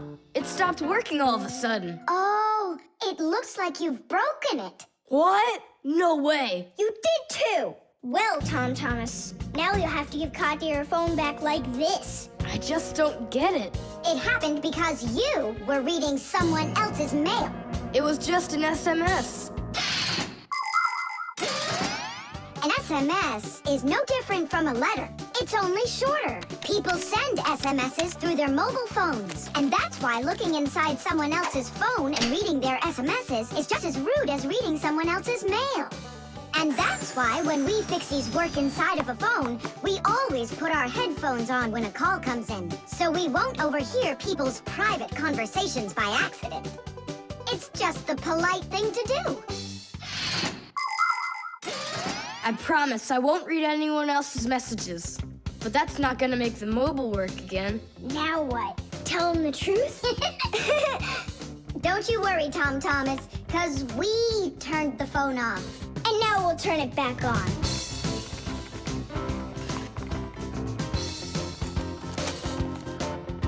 See that? The contact's barely attached.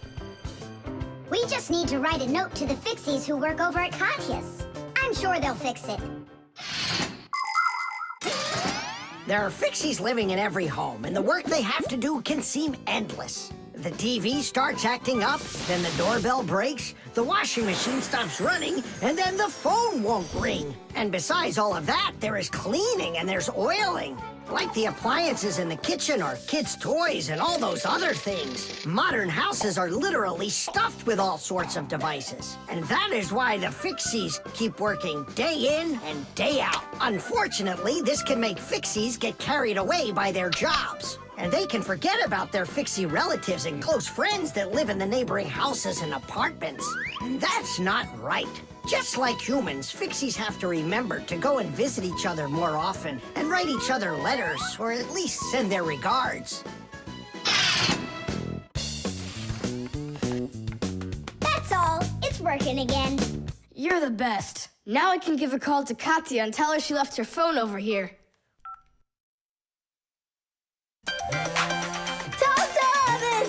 Is that you calling? Yeah? And to who? Katya? And her phone is where?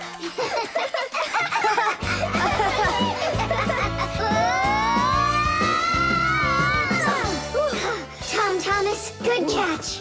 Boy, you're fast. Just like a... Like a Fixie. The Magnifying Glass. Case number 1. Let's begin. Well, well. I see evidence of the criminal. The criminal's fingerprints, to be exact. He won't get away with it.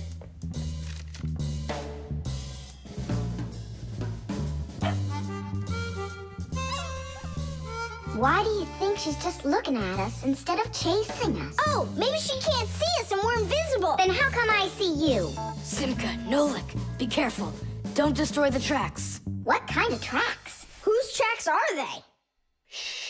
I have to solve a crime. A crime? What kind? Someone stole a wing from this plane, but I'm on the trail. Take a look at that fingerprint. I'm looking. Well, and so? Each fingerprint is unique, so if you can find fingerprints, that means you have a good chance to find out who left them. Class. It's been known for quite a long time that all humans have their own unique fingerprints. It's true. No two people have the exact same fingerprints, and this fact helps the police catch criminals. It starts by finding fingerprints at the scene of the crime.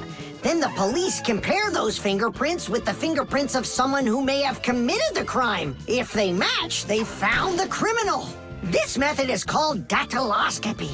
Besides catching criminals, fingerprints can also be used to replace ordinary keys. When you press your finger against a special electronic lock, the lock recognizes your fingerprint, and then it's please come on in. By the way, unlike humans, we Fixies don't leave fingerprints anywhere, and that's why even the police can't find us. Now we'll put a dog on the scent of the criminal. Chusaka, sniff. Pick up the trail. Now go find. Hey, what's wrong? Chusaka's broken. We've got to fix her then. How? She's not a vacuum cleaner. She's a real live dog. Fixies know how to fix it all. Not true. Almost all. The first thing we have to do is a thorough inspection. Let's see now. Her eyes are looking quite healthy. Good. Tails in one piece. Ears are clean. Yeah. Tongue, rosy pink. Tom Thomas, stand her up on all 4 feet. No, paws, I mean. Uh-huh. Chusaka. Go on, you're fine. Now I understand. Here's what's out of order. It's her right paw. But I can't see what's wrong. I wonder if something's broken on the inside. Wait, Maybe something really small is stuck in her paw there. Tom Thomas, we need your lens. Here. In order to examine a small object, you need a lens. A magnifying lens is a special piece of glass that is thicker in the middle than on the sides. It bends the light that passes through it. And that is why, if you put this kind of lens between your eyes and something small, it looks like the thing got bigger. If you put two lenses in a frame, you get a pair of glasses. And if you add a handle to the lens, you get a magnifying glass.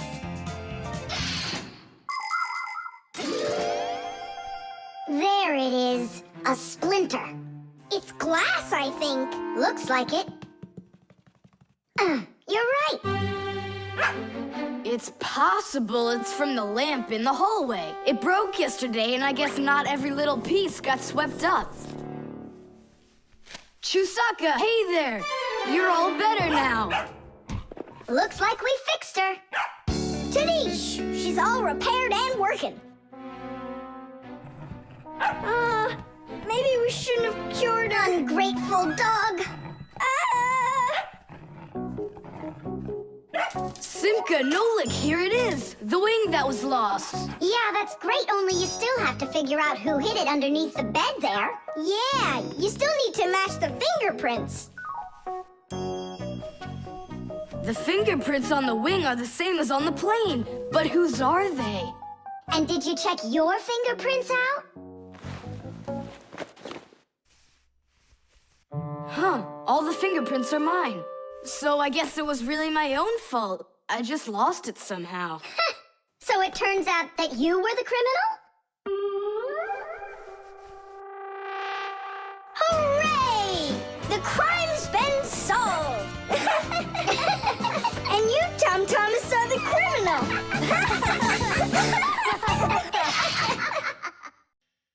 The robot. Did I already tell you what I'm hoping you'll get me for my birthday present? Yes, honey. Only 1,000 times or so. A Robotozoid R300 would just be the greatest. With Megavision, I want it. I really do. I do. Well, tomorrow you'll find out. But now it's time to sleep, Tom Thomas. Wow, that is one great present. And we got Tom Thomas absolutely 0 for his birthday. We're just terrible friends. So, how does this robot work? Okay, so let's give this a try, shall we? First, we'll take a walk. And how does he have any idea where the robot's going? I can tell you. One of the robot's eyes is a video camera. The robot sends the picture to the screen on the controller so the player can see where the robot is going. Yeah! And that's just one thing they know how to do. A robot is a smart machine that can do very difficult or dangerous work for humans. With its strong metal arms, a robot can move heavy objects or put together parts to build cars and other machines. Robots are often sent into outer space or to the bottom of the ocean to help scientists. There are also robots that can understand what people are saying. And robots that can talk and even make jokes, just like people. I've got it. Now let's turn you around. What was that? Look. You know... He destroyed him! Nolik, stop! You were playing with that, right? You think Tom will notice? I know what you're doing all night. I'm off to bed. I'll get him to work. I'll stay up until I do. Simka, let's try and... No, we're gonna need some help.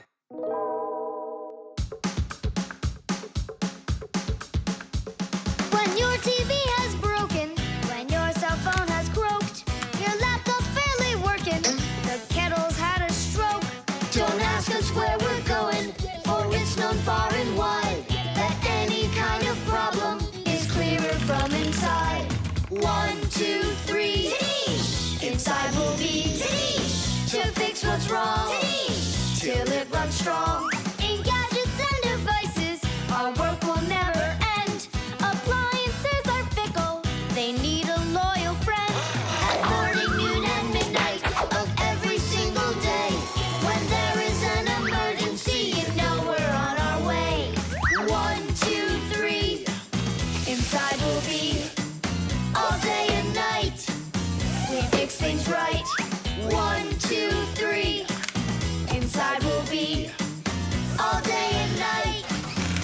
fix things right.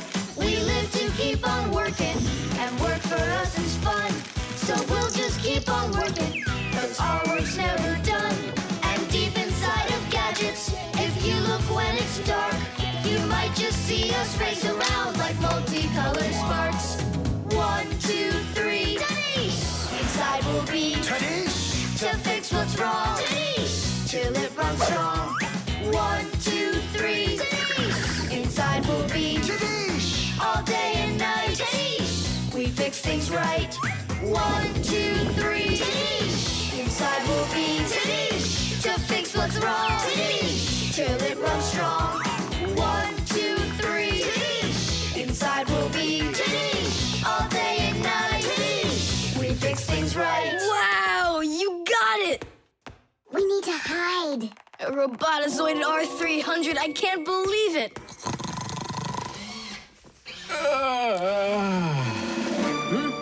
Well, happy birthday to you, Tom Thomas. I'm sorry, Tom Thomas. Last night, your robot, I broke it.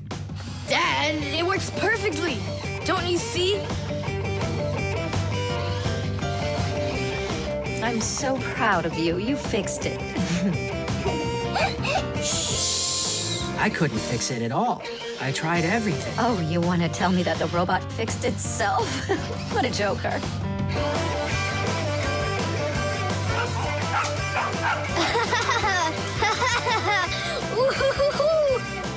Mom, Dad, thanks so much. I love it. And how about thanking us? I should have known it was you who fixed the robot. Happy birthday! Happy birthday! Yay! The Electric Kettle. That's 4. Come on, Tom Thomas, just one more. Come on now, Tom Thomas. I know you can do it. 5. That doesn't count. That doesn't count. No, your chin was below the bar. Whew, that's all. I can't do anymore. You weakling. You're the weakling. I'm not. I just haven't eaten in a while, and that's why I lost my strength. You're a slave to food, Tom. And you see, that's the difference between us Fixies and you humans. Many people wrongly assume that the only way Fixies could live is by stealing food off of humans' tables. Or worse yet, by stealing it from their refrigerators. That's just a lie. It's not true at all. Fixies don't eat any kind of human food. So then where in the world do the Fixies get their energy, you're wondering? It's very simple. A Fixie's entire life is connected with devices. Fixies not only live inside of devices, but they take care of them and help them live longer.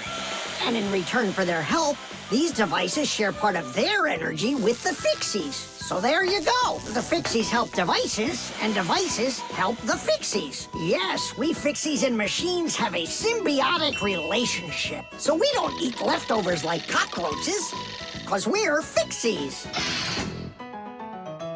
1, 2, 3, low! How's it possible that a big boy like you doesn't know how to make any food for himself? I'm able to cook, but I'm not allowed to turn on the stove. What can you make without it? Oh, yes. We have instant oatmeal. Look, Do you like oatmeal? you're joking. Only my folks say oats are healthy and make you stronger. Great. Well, then how do you cook it? It's not hard. All you gotta do is add hot water, and I'm allowed to turn on the kettle. Stop and check if there's water in there. If there's none, you can burn out the kettle. It's got enough. Then you can turn it on. Hey, tell me, how does the kettle turn off? I mean, how does it know when the water's hot enough? Inside of an electric kettle, there's a heater hidden underneath its bottom. When you turn on the kettle, the heater warms up the water until it boils. And the boiling water gives off steam that heats up a special metal plate at the top of the kettle. The heat causes the metal plate to bend, and that turns off the switch. So you could say that an electric kettle feels when the water's boiling.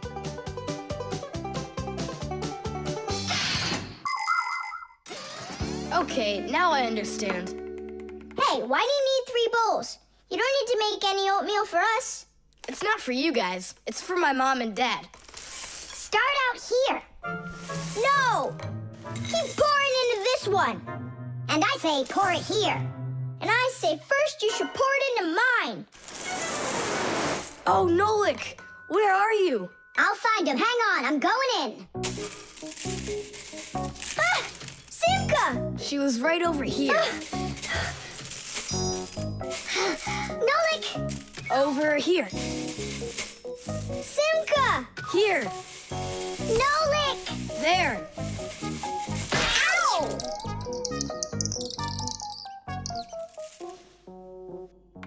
Hey, where is your other boot? It got lost. Up there in the oatmeal. That must be your parents. Let's get out of here. Hey, and what about your shoe? Don't worry. I got another one. Hi, Tom Thomas, we're back. You must be hungry. We'll make you something to eat. But I already prepared us some food. And the water's already hot. Wash your hands. Tom Thomas, don't touch that kettle if it's hot. I don't want you to burn yourself.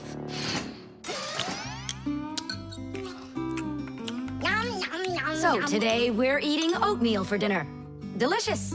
Maybe you have something else? Why something else? You're the ones that say that oatmeal's great for you and that it makes us stronger. Well, yeah, that's what we say. I'm glad that our son pays such careful attention. Isn't it delicious? Really? Huh. What's that? Oh, look, you found the boot, Dad. What? It's nothing. Just eat your food and don't get distracted. I'd like to see that oatmeal all gone, okay? And whoever doesn't finish won't get any candy. The solar battery. Let's see. 3 times 648. He won't get it himself. Nope. Well, I bet he will. Tom Thomas is so smart. Yeah, smart, but lazy. I'll bet you a flick in the head. Then get ready. Huh? We promise. We can't bother him during homework time. I really wish I didn't have to write this out. Why write everything on paper when you got a calculator? I knew he'd say that. Without a calculator, he can't get it.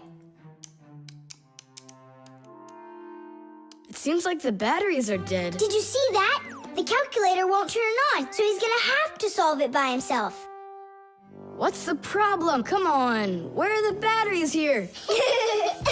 Simka, Nolik, just come out already. I can hear that you're here. Hi, Tom Thomas. Well, you can't figure out where the batteries need to go? I don't get what's so funny. Because there are no batteries inside of this thing. What do you mean, no? Then where does the calculator, get a... Where does it get electricity? Uh-huh. There's a solar battery in there. The sun turns it on? A long time ago, it was discovered by scientists that some materials produce electricity when light hits them. Sheets that are made out of these materials are called photoelectric cells. By connecting a few of these photoelectric cells together, you can build a solar battery. A solar battery in a calculator sits behind a small clear window. And when light hits the solar battery, it produces the electricity that powers the calculator. I don't see a little window anywhere on here. That's because you covered up the window with a sticker for some reason. The reason is that it looks great. Good job. It looks really great, but it can't work now. Well, farewell, sticker. I can't get it off. Then just leave it alone. Go ahead and solve the problems without the calculator. Then I'll be the one flicking you. Flicking who? Did you forget? We're the Fixies, and we have to fix everything. Ah, Simka, that's a sneaky plan. It's not sneaky at all. You better find something to tear off the sticker with. Okay, how about them?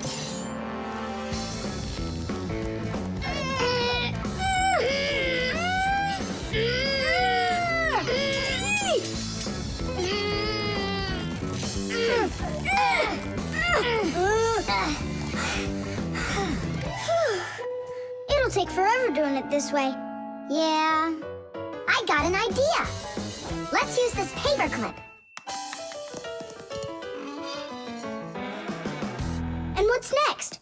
I'll just stick the end to the paper clip and then wrap it around. Tidish! With the help of solar batteries, we can produce electricity without burning any oil or coal. Unfortunately, these batteries aren't very powerful. A calculator can get enough energy from a small little battery. But in order to power a whole city with solar energy, you need to have power plants with huge fields full of solar batteries. And of course, it's best to build these plants where the sun shines bright and long, like out in the desert. By the way, in outer space, the sun shines very brightly, and it's never blocked by clouds. That's why all of the vehicles and satellites in space use solar energy for power, including the International Space Station, where astronauts from different countries work together. Tom Thomas! What, you guys all done? Uh-huh. Now you can go solve your problems on the calculator. But I already solved them on paper before you peeled off the sticker. Hooray! I'm the winner! Ow, that's totally unfair. If it wasn't for the sticker, you would have lost. What's going on? Nothing, never mind. That's nothing to you? Well done, Tom Thomas. You got them all right. Now it's working. Look, a picture of our Nolik. Where? Right there on the calculator. Oh, I got it. 0 means no, Nolik.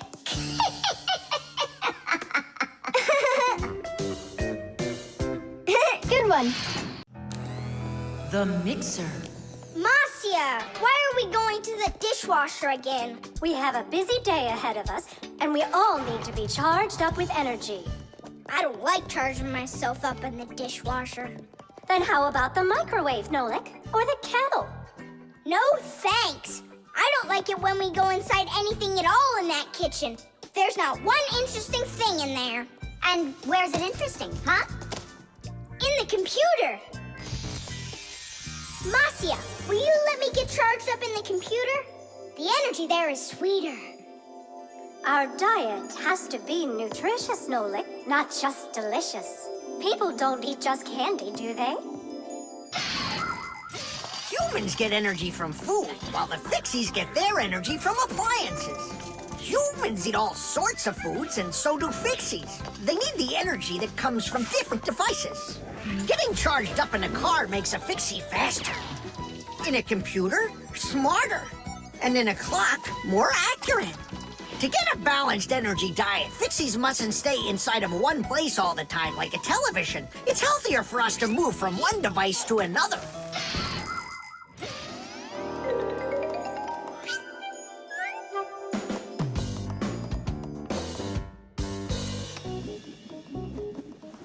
Good morning, Tom Thomas. What's the matter? For breakfast, I got cereal with milk. Mom says that milk is so healthy, but I think it's just awful. Aha, Nolik, there you are. Go get charged right now. I'm not going. Look at Tom Thomas. He doesn't want to have breakfast either. Why don't you? Milk tastes awful to him. Taste awful? He just doesn't know how to drink it right. Look what we've got here. What? What? A mixer. A mixer is a kitchen appliance that's used to mix together different foods. With a mixer, you can make things like frosting, sauces, or an omelet. But the most delicious thing you can make with a mixer is a milkshake. It's easy. Just put some fruit, syrup, juice, ice cream, or anything else you'd like into a container and then add milk. Now use the mixer to stir it all up until it's smooth and creamy. And that's it. You've got yourself a milkshake. Guys, what do we have for a milkshake? We've got a jar of jelly. Will it work? That'll work. And strawberry jam? That'll be great. Here's a banana. I found some chocolate, too! And I found strawberry ice cream. Start up the mixer. When you get up from your bed, yo. When you get up from your bed, open your favorite cereal when your day is ahead. Open your favorite cereal when your day is ahead. There is still something you need, yo. There is still something you need. A little milk poured in that bowl, yo, will make it delicious indeed. A little milk poured in that bowl, yo, will make it delicious indeed.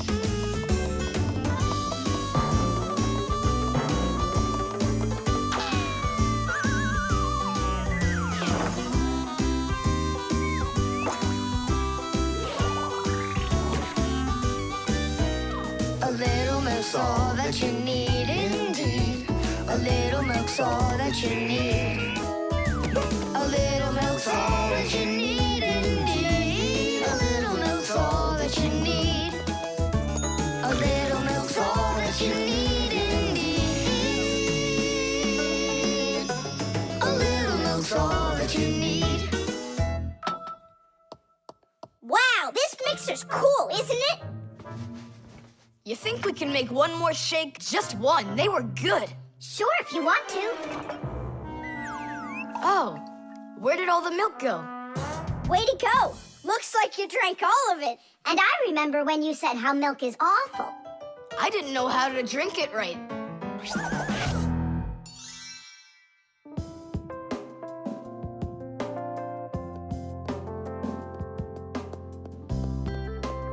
Simka, what in the world were you up to? And what happened to Nolik? Just come, I'll show you.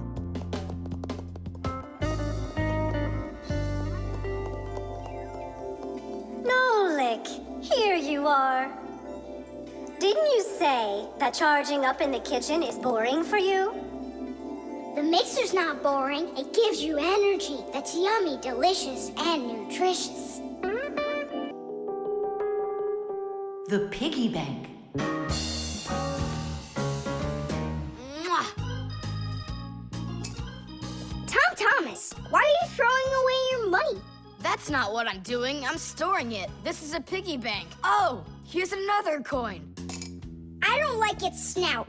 That's one very suspicious-looking pig. Are you positive your money's safe with her? Don't worry. Whatever I put into my bank here is not getting back out. This piggy bank won't give up a cent. You greedy piggy! Come on, Nolik. Simka must have taught you about how banks work. Humans came up with the idea of piggy banks because they wanted a good place to save their coins. For storing lots of money, people use a safe, a large metal box with a very strong lock. Now that kind of piggy bank's almost impossible to break open. The biggest safes are in banks. Banks use them to store their customers' money and other valuables. There are even safes in banks that are whole rooms. You'd need an awful lot of change to fill up one of these piggy banks. So why are you saving up all this money? For roller skates. How much more do you need to save? I don't know. I can't see if there's enough in there. Then just go and open it. But there's no way to do that. The only way is to smash it real hard. So smash it. Nyeh, forget it. I have nothing to put my money into. But what if there's already enough for roller skates? And what if there's not? All right, then I guess I'll count your money for you.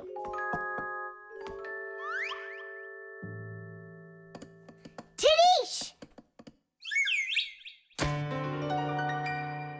Oh, whoa! Tom Thomas, you've got a fortune in here. There are many different kinds of money, and they're not just coins either.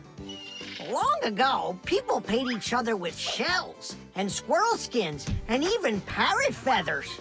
And of course, metal coins are more convenient than any of those things. And paper money is even more convenient than coins. One piece of paper can be worth as much as 100 coins, or even 1,000. All that needs to be done is to print more zeros on it, and that's all. Today, humans can pay for almost anything without paper money or coins whatsoever. If you have enough money in the bank, you can just walk into a store, give the cashier your bank card, and take your purchase home with you without handing over any money. The bank knows how much money you spend, and they pay the store for you later. It's so convenient. So, will you count them? Here we go. 1 coin and 2 coins. Wait, Nolik, what 1 coin, 2 coins? What are you counting? You have to add together all of the different numbers. Huh. You should have told me that before. I never learned how to. Yeah, that's what I figured. Come on out. Hut! Hut! Hut! What can I do? What if you try stacking the coins so they're like stairs? That's what I'm already doing. Ah! Why don't you try tilting the piggy bank over? Hang on. Stop! I'm getting buried! Put it back the way it was before! This is worse! Ah! Just put the pig down! Nolik, hang in there, please. I'll get some thread and lower it down to you. I can't get a hold of it. It's too far away. Hey, Tom Thomas, smash the piggy bank. What? Just smash your piggy bank. But I like it. And what, you don't like me? Of course I like you. Well, who do you like more?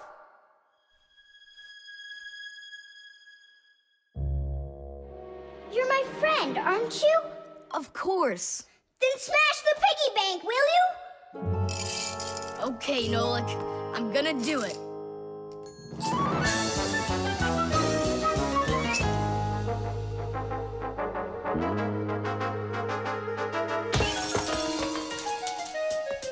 Nolik, are you okay? I'm okay. Thank you, Tom Thomas. Thank you, my friend. No problem. At least now you can count up how much money you have. Nah, there's no reason to do it. There's no way it's enough for roller skates. You sure? What a shame. But now you've got all of this money here to buy a piggy bank that's totally brand new. The internet. Well, maybe it's, Don't think so. It's probably, You call for me, children? What's the matter? take a look. I've never seen anything like it.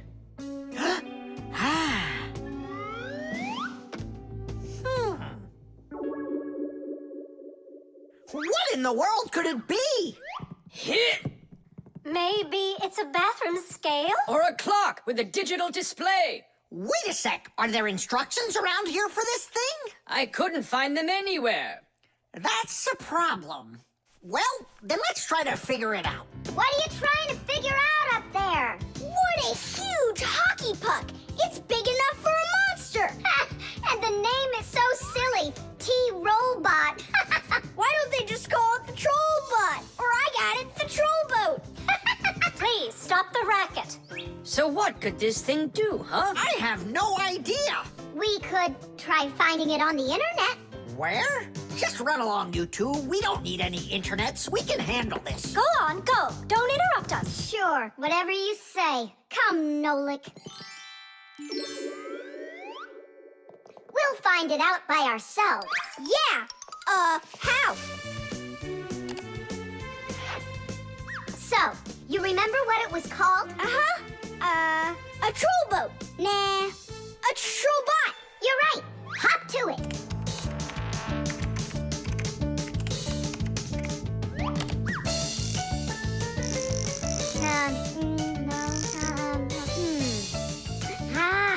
That's not it. Oh, T-Robot. You're right. There it is. A robotic vacuum cleaner. You mean it vacuums by itself? It's a robot, so yeah. Class. There's just so much cool stuff in this computer. Nolik, this information is not on this computer. It's on the internet. From From your computer, you can send a letter to another computer. You can also download a song or a photo from another computer. That's all possible because most of the computers in the world are connected to one another as part of a huge web. And this World Wide Web is what we call the Internet. Thanks to the Internet, we can take a peek at just about anywhere in the world and find information we need about anything.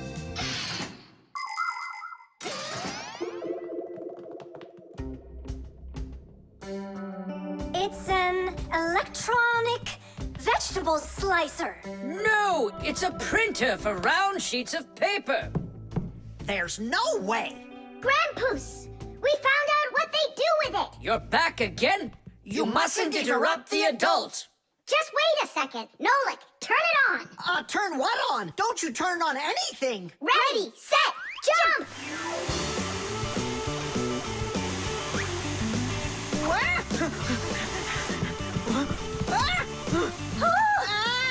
Help me! No, hold on! What was that? It's a robotic vacuum cleaner. It runs itself. And where did you find the instructions for it? On the internet. Just ask and it tells you. You can really just ask and it tells you? Uh-huh. If you want, we can show you. We'd love to see it. Sure, why not? Yep. Whoa! On the internet. Hey, wait for me! What's an elephant weigh? What's an elephant weigh? What's an elephant weigh? The answer's easy to get. It says it weighs 5 tons. It says it weighs 5 tons. It says it weighs 5 tons here on the internet. It says it weighs 5 tons. It says it weighs 5 tons. It says it weighs 5 tons here on the internet. You send a letter to me. I send a letter to you. You send a letter to me. It's just so easy to do. We're writing letters now. They're fun to send and to get. We're writing letters now through the internet. We're writing letters now. They're fun to send and to get. We're writing letters now through the internet.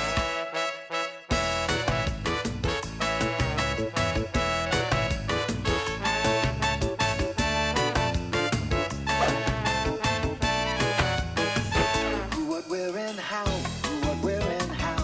Who, what, where, and how. The answer's simple to get. Every fact you need, every fact you need, every fact you need is on the internet.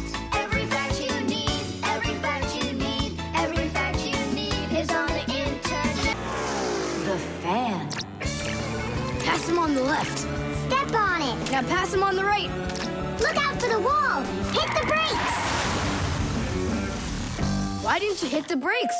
He was just too scared. What do you mean too scared? Something got into my eyes. Those were your hands. My turn. Let me show you how it's really done. Oh, what's wrong with the computer? Oh, it's been really acting up for a while.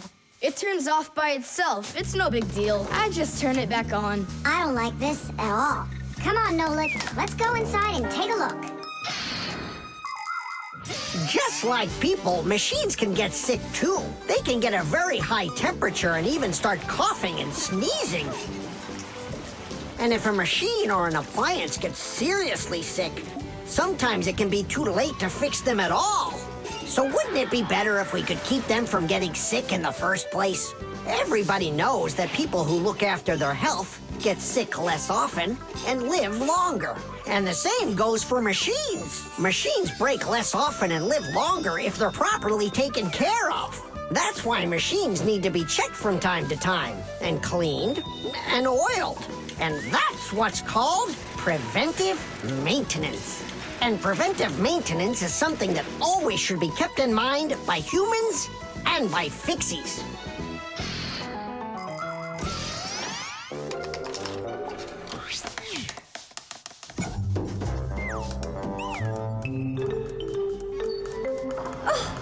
What is that? What is what? Can you hear that? What are all those sounds? It's probably just, a Fixie eater that woke up. What? What do you mean, Fixie eater? Didn't you know that inside of some appliances there live horrible monsters? They love to attack Fixies and eat them up.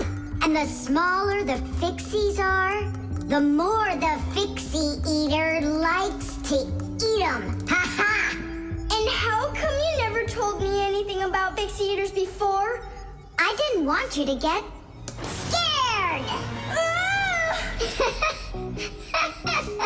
All right, scaredy cat.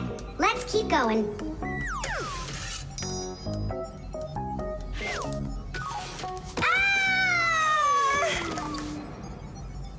Simka, where are you?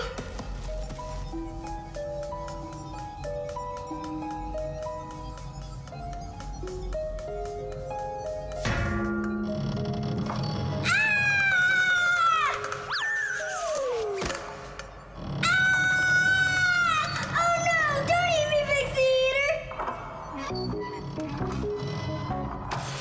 Oh, Simka! Come over here! The sound was coming from here. Take a look. It's not a Fixie Eater at all. It's just a fan. Not just, Nolik. It needs our help. See how sick that fan is? Let's go and get it working. Right now.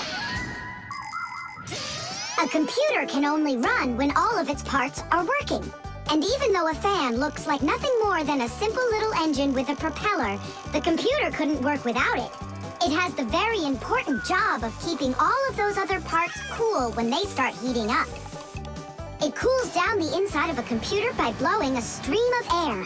But if the fan gets dirty and starts working poorly, the computer might get overheated and turn off. Or it can simply break. You have to turn off your computer. How come? I'll tell you later.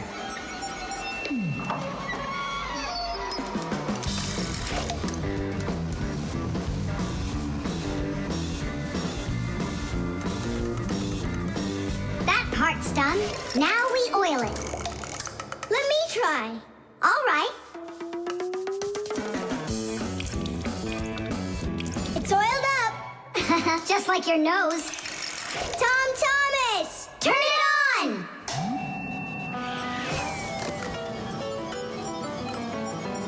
Tidish! And then suddenly, I hear this terrible roar of a Fixie Eater. But I wasn't scared one little bit. And I just ran right into the battle. And Simka? Oh, she was hiding somewhere. You know, she's a girl and they're all cowards. So I had to fight the monster all by myself. Ah! Oh, I guess that was an example of how girls hide like cowards when they're too scared. Well, yeah. The tin can. Well, what else goes? A flashlight. It's good to have when you're camping. Listen, Tom Thomas, just leave a little room for me in there. I'm good to have when you're camping, too. I'll leave you some room. Just hide in there so Dad won't see you. And you can't tell Simka anything about me going with you. All right. And last on the list, a few cans of meat. Hi, Tom Thomas. Have you seen Nolik? No, Then who did I just hear you talking with? I was just reading the label. Huh. Where did Nolik run off to?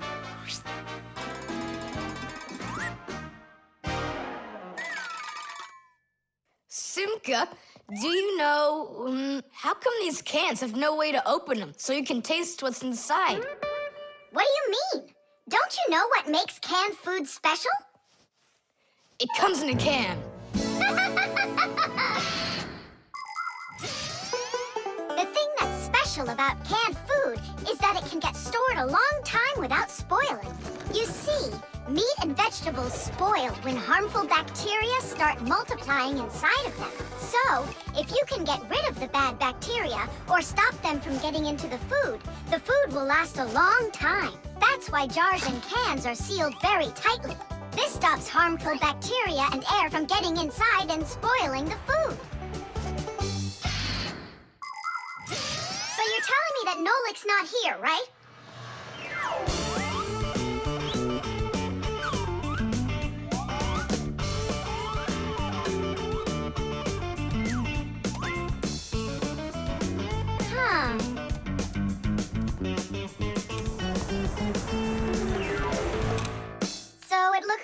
is really not here.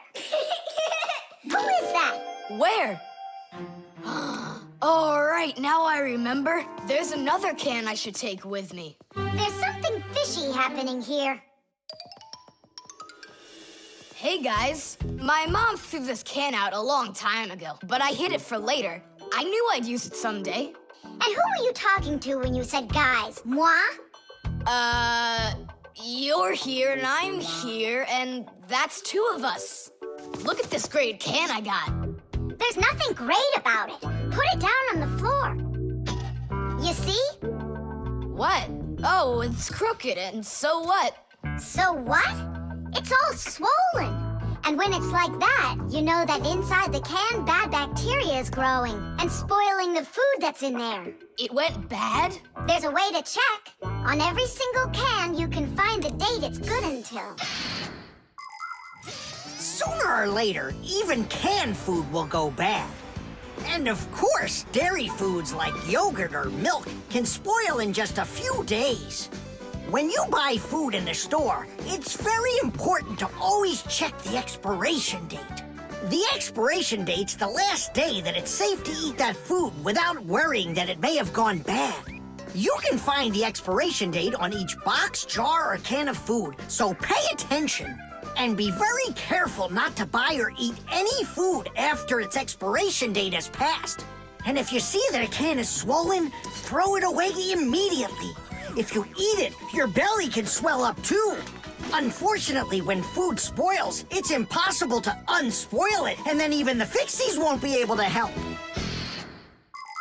Oh, my mom probably saw that this can went bad over a year ago. That's why she threw it into the trash. Right. Shame on you for picking it out of there. You could have poisoned yourself and poisoned your dad as well.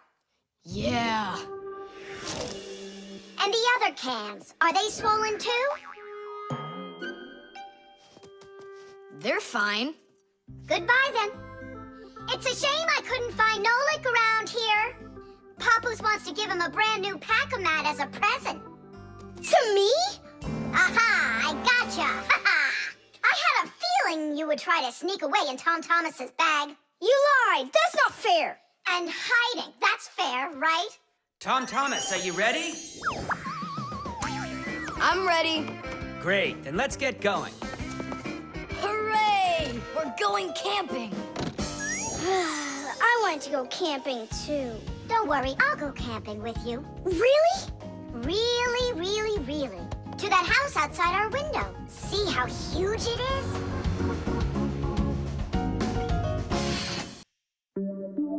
The cell phone.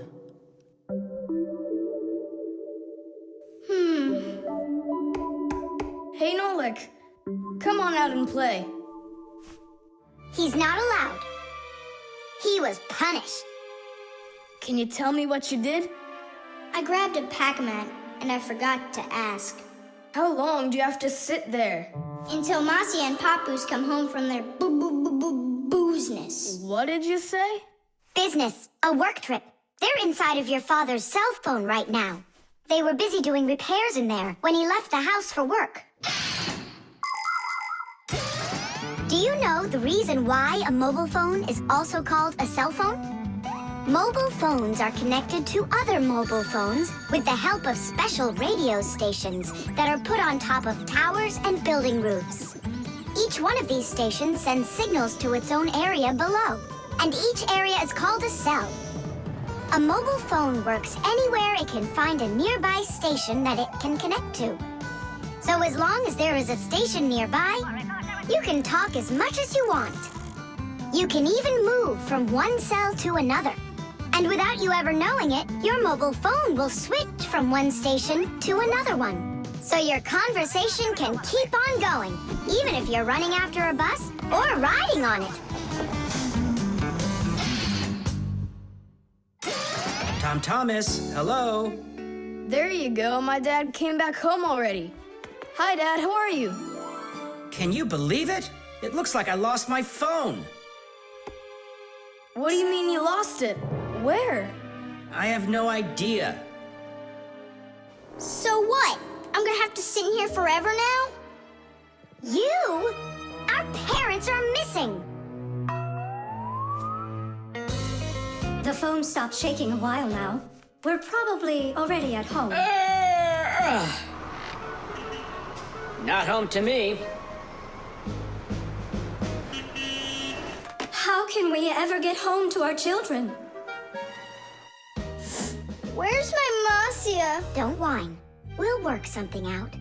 Don't worry. I got a phone. Let's give him a ring.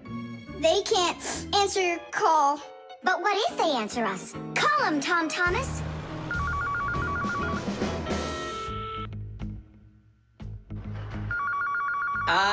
Don't even think it. We're not allowed to talk to humans.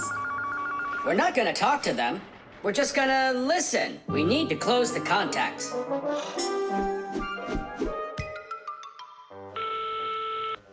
It's no use. Oh, they answered the phone. Let me talk. Papus, Marcia, it's me, Simka. Simka? Yeah, Marcia, where are you? In the telephone! The phone part is not what she's asking you. Oh, it smells a lot like gasoline in here. Ask your father. Was he anywhere around gasoline? Dad! Dad, did you go anywhere today where it smells like gasoline? Gasoline? I had to go to the gas station. That's the place where your telephone disappeared. Are you sure? Yeah. Well, I've got... Intuition. Intuition? Intuition, huh? You know what? I'll go check.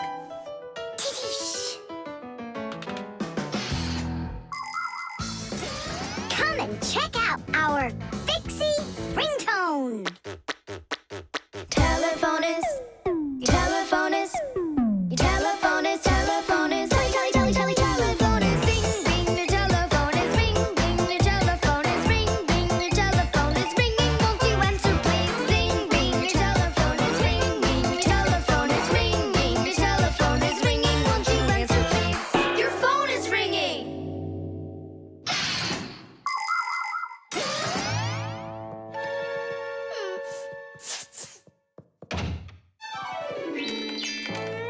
It's just incredible. You see?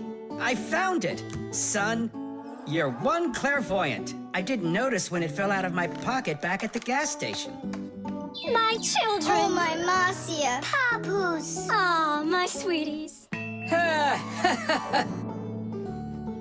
So, just by any chance, you think you might happen to know where I can find that nice watch I lost? No. Don't worry, there's no rush. Just use that intuition you've got.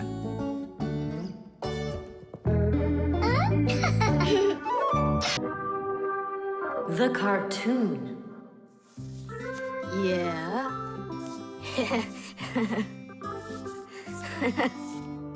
Like that. Yeah. Tom Thomas, aren't you done yet? Yeah, show us your surprise and quit drawing.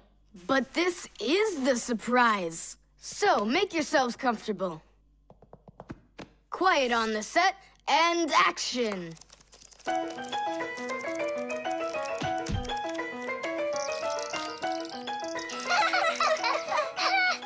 crash, huh? You should put a huge bump on his head. It's just like a cartoon that you drew in there. He did draw us a real cartoon there. Oh, right.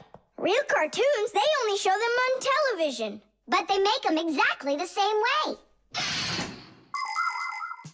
Animation is made with many, many pictures called frames. Each one of the frames is a little bit different from the one that comes right before it. For example, a character can lift his arm up a little bit at a time. And then, if you watch the frames very quickly, one right after the other, it looks like the character is really moving. And that's how cartoons are made. And you know what? To make 1 minute of a cartoon, you might have to draw more than 1,000 frames. Oh, wow. I'm not patient enough for that. It's no big deal that your cartoon's short. Especially since it's funny. Yeah, it's so funny. Tom Thomas, who's this kooky guy you drew here? You're just joking, Nolik. You don't recognize yourself? So this is supposed to be me on here? Did you already forget what happened to you this morning? Simka, you're it. You can't catch me. I'm too fast for you. Ay, ay, ay, ay, ay. You weren't too fast for the pole. Simka, you didn't have to tell him about that. Real sisters don't treat their brothers like that. Oof. And your cartoon's not funny at all. Nolik, don't go. It's okay. He just needs to sulk for a while. While he's gone, there's something I want to show you. Do you have a cartoon you can put on the TV? I have plenty.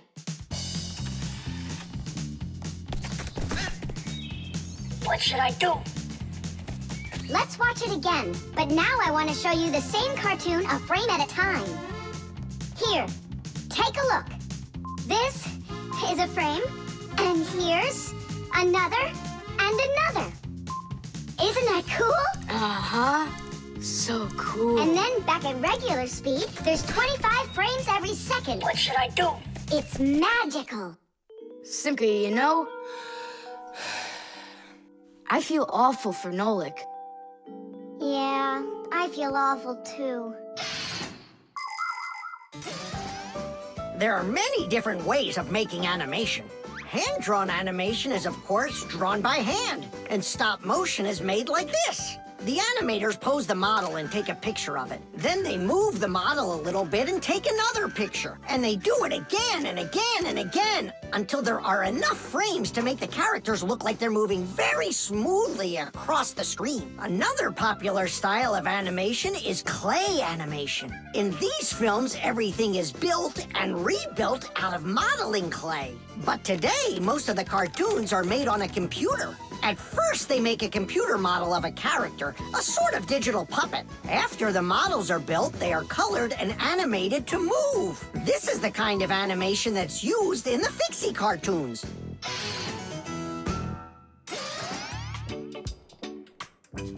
Tom Thomas, what are you doing? Are you drawing a new cartoon? Nah, I started fixing the old one, so Nolik will stop being angry. Good. Keep drawing, and I'll go and get him. Nolik!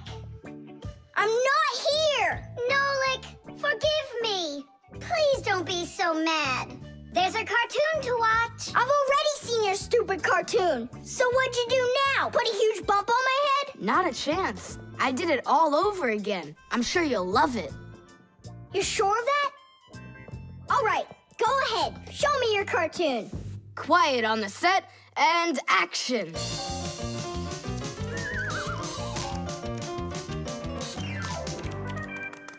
There you go. Now that cartoon I really liked. Good, 'cause I'm all out of paper. Well, I think the first cartoon was funnier. Whoa, but this one's much better, of course. Yeah. Whipped cream.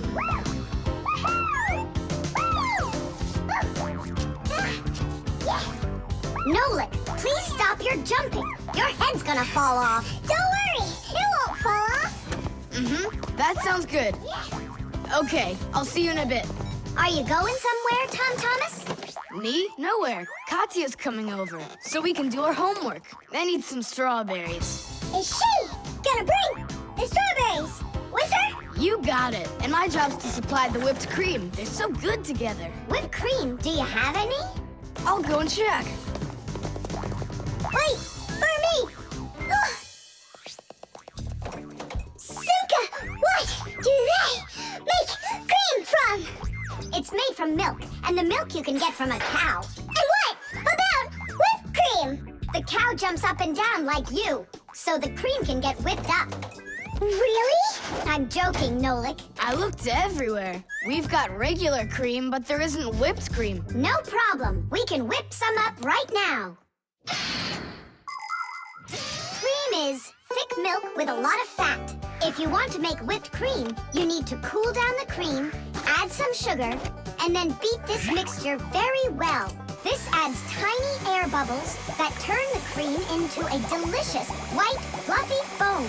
But it's important not to overdo it. Or instead of getting fluffy, the cream will start getting thicker and thicker until it turns into rich, creamy butter.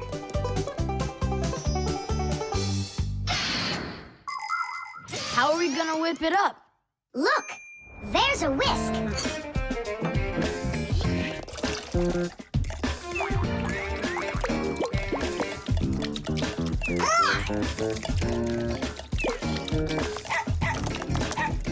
No! Hold on! How's that? It's not working. Maybe we need to use a different bowl or something. Do you think that a bottle would work? That's a really good idea. Now I don't have to worry about spilling this cream anymore.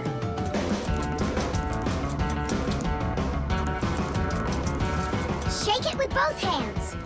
Come on, come on, come on, come on, come on, come on, come on! Shake it harder, Tom Thomas! That's all. I'm just too tired. The cream looks exactly the same as when you started. You didn't try hard enough.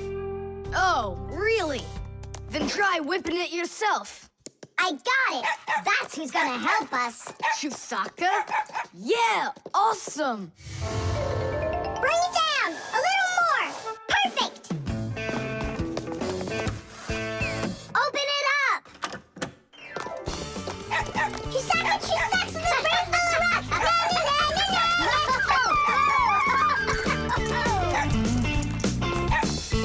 Telephone.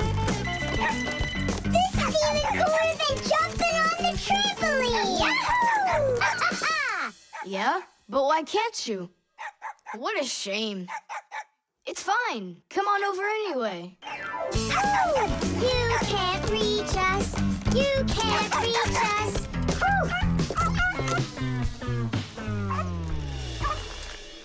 I'm so tired. I'm sure that at least we got the cream whipped up. Oh, see that, Simka? There's no cream left. Just some yellow stuff. It's butter, I'm sure.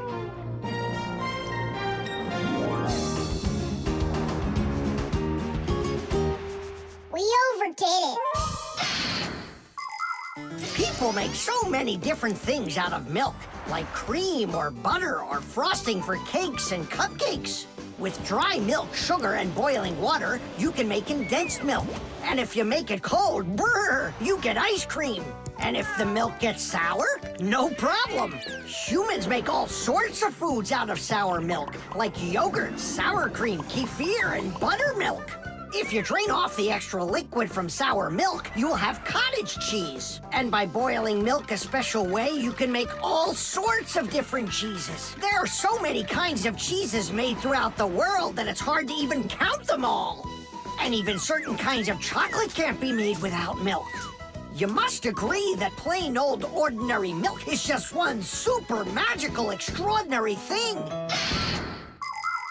It's just awful, guys. What, Katya's not coming over? She's coming over, just without the strawberries. She didn't know that her grandmother had already used up all of them to make some jam. So you're telling us that we don't need any whipped cream?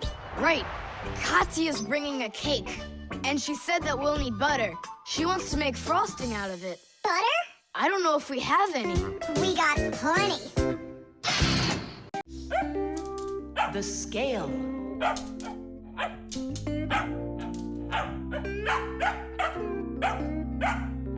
Chusaka, that's enough already. But what if it's something important? Come on, she's just a dog. They say that cats and dogs have a sixth sense that we don't have. What's that? Well, they feel all sorts of things that we humans don't. I better let her in.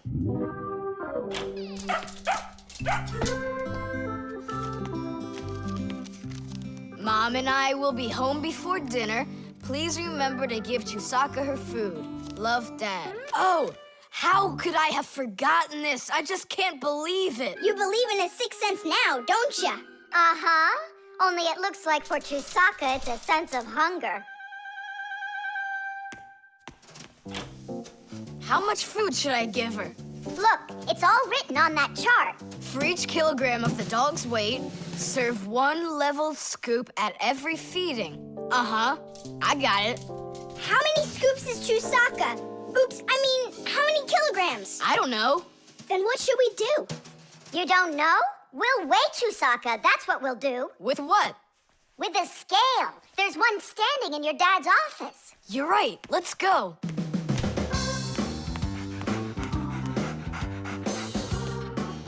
wondering, does it bother your mom that only your dad has his own office and not her? Nah, Mom says she's got her own office. It's called the kitchen.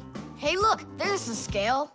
Did you know that humans have had scales like this for more than 7,000 years? If we want to find out how much something weighs, we need to compare it with something that we already know the weight of. Let's say you need to weigh a watermelon. You put it on the scales pan and it drops down. Now you keep adding weights to the other side until the two sides balance. Well, this one is too heavy, but this one is just right. Since the weight is 10 kilograms, it means that the watermelon weighs 10 kilos. And that's just how simply a scale works. Well, should we start? Chusaka! Right, like she's gonna come running. How are you gonna get her away from that bag? Huh, I know how to get her.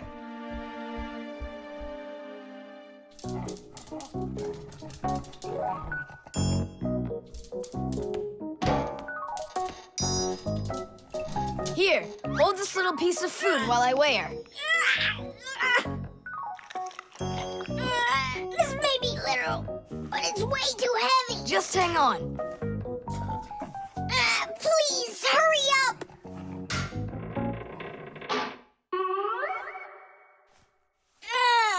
Come on, hurry up. Done. Her weight is 2 kilograms.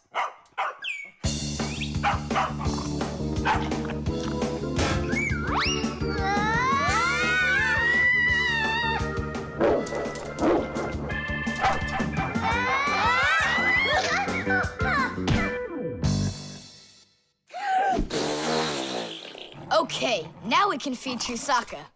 Chusaka weighs 2 kilograms, so 2 cups will be just right then. Do you think that you can feed your pets any kind of food at all? Oh, no! For them to be healthy, pets just like humans need to have a nutritious diet. Today, there are special pet foods for birds, fish, dogs, cats, and all sorts of other pets. These foods are made with everything your pets need to stay healthy, like meat, fish, fruits, grains, vegetables, and vitamins. These kinds of foods give pets a well-balanced diet, and there's no need to cook them. They're ready to eat. Just pour them in a bowl and your dog will be happy. And so will your cat, and your bird, and your fish, too. Just be careful not to mix them up, because what's good for a fish isn't good for a dog. Each animal needs its own special food.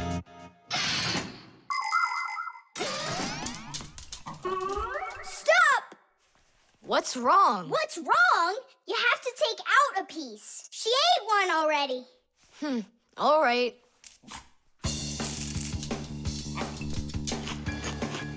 So, that's 6 cents. You still think it's true, right?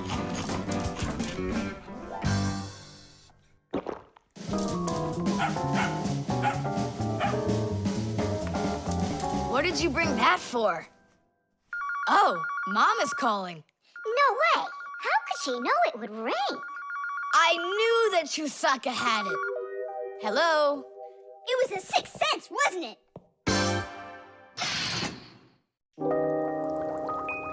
The toothbrush. Once I finish you, my top secret growth potion, I will create my own giant canine crew. And then I'll rule the... Whoa! Wow, this is super. You're better than a TV show. Oh yeah, it's fun, but it's gonna end badly. Tom Thomas, get ready for bed. I'm going, Dad. But first, my secret recipe. We start with a bit of carbonatorous. And now a little bit of bread and butterous. And finally, beard of foamerous. Chusaka! Don't be afraid. Drink, my baby. And you'll grow 10 times your size. What? It doesn't taste good? Oh, right. I forgot it needed stirring. This hypersonic mixer will do the trick. Tom Thomas, You shouldn't use what doesn't belong to you. That's your father's toothbrush. Ah! Hey, cut it out! You're acting crazy.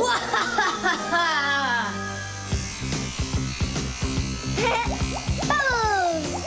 Hey, boom, boom, boom!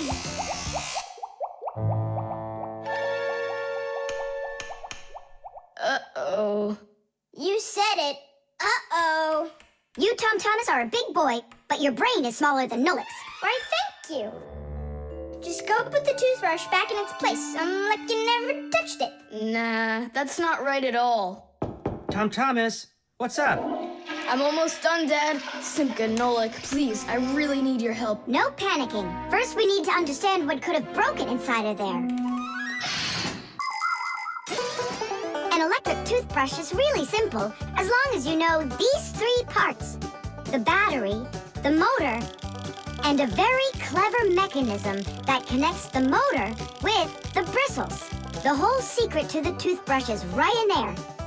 That mechanism uses the spinning of the motor to make the bristles move very fast back and forth, from left to right, from right to left. And that's how it brushes your teeth. So what can we do about it? Here's what we do. First, we take out the motor. Then we take the gears out. And then the mechanism. How much time do we need to do that? 1 or 2 hours. What? No! Just listen here, Tom Thomas. You need to open up the battery compartment. Wait for me right here.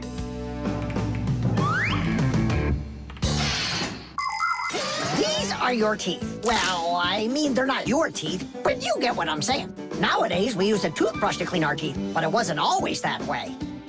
The ancient Egyptians used a chewed stick to scrape their teeth, while the ancient Greeks rubbed their teeth with a rag. And the Vikings, well, who knows what they used? And then, only 200 years ago, an Englishman named William Addis came up with something better. He drilled holes into a meat bone, inserted bunches of bristles into them, and there you go, the toothbrush. And here's what I need to tell you all as a fixie. That is, as a master repairman. You need to make sure to brush your teeth often, especially after eating, or you'll be getting them repaired often at the dentist. Well, is something wrong with the mechanism? No, it's fine. Is the motor burned out? No. Then what's wrong with it? You're not gonna believe it. But the battery died. That's all? I know what to do. I'll put in new ones.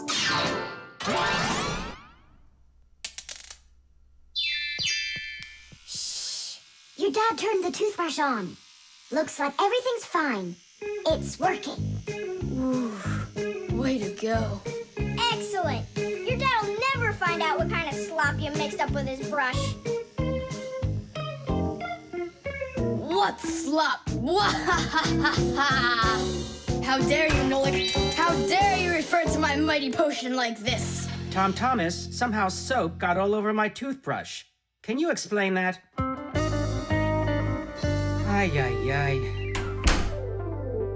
Well, you got caught. What do you say now?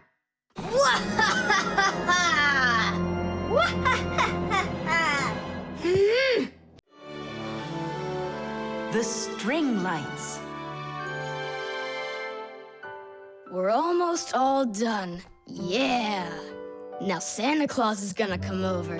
He'll say, 1, 2, 3, lights light up the tree. Then we'll get our presents. The real Santa Claus?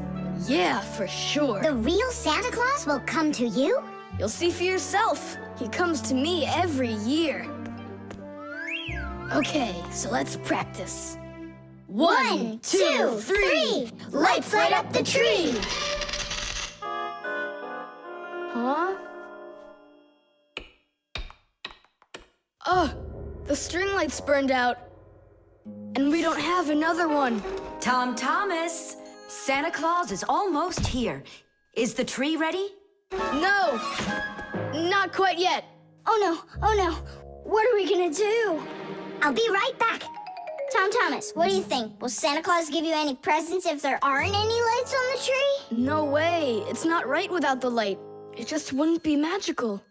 Papus, Marcia, Santa Claus is about to come to Tom Thomas, but the string lights on the tree, they all burned out. They all burned out? Really? The bulbs in a string light are connected together like a chain with a piece of wire between each bulb. When you turn on a string light, electricity flows through the wire, lighting up each of the bulbs along its way. But if any of the bulbs gets burned out, the circuit will be broken, and the electricity will stop flowing. That means one bad bulb will make all of the lights go out.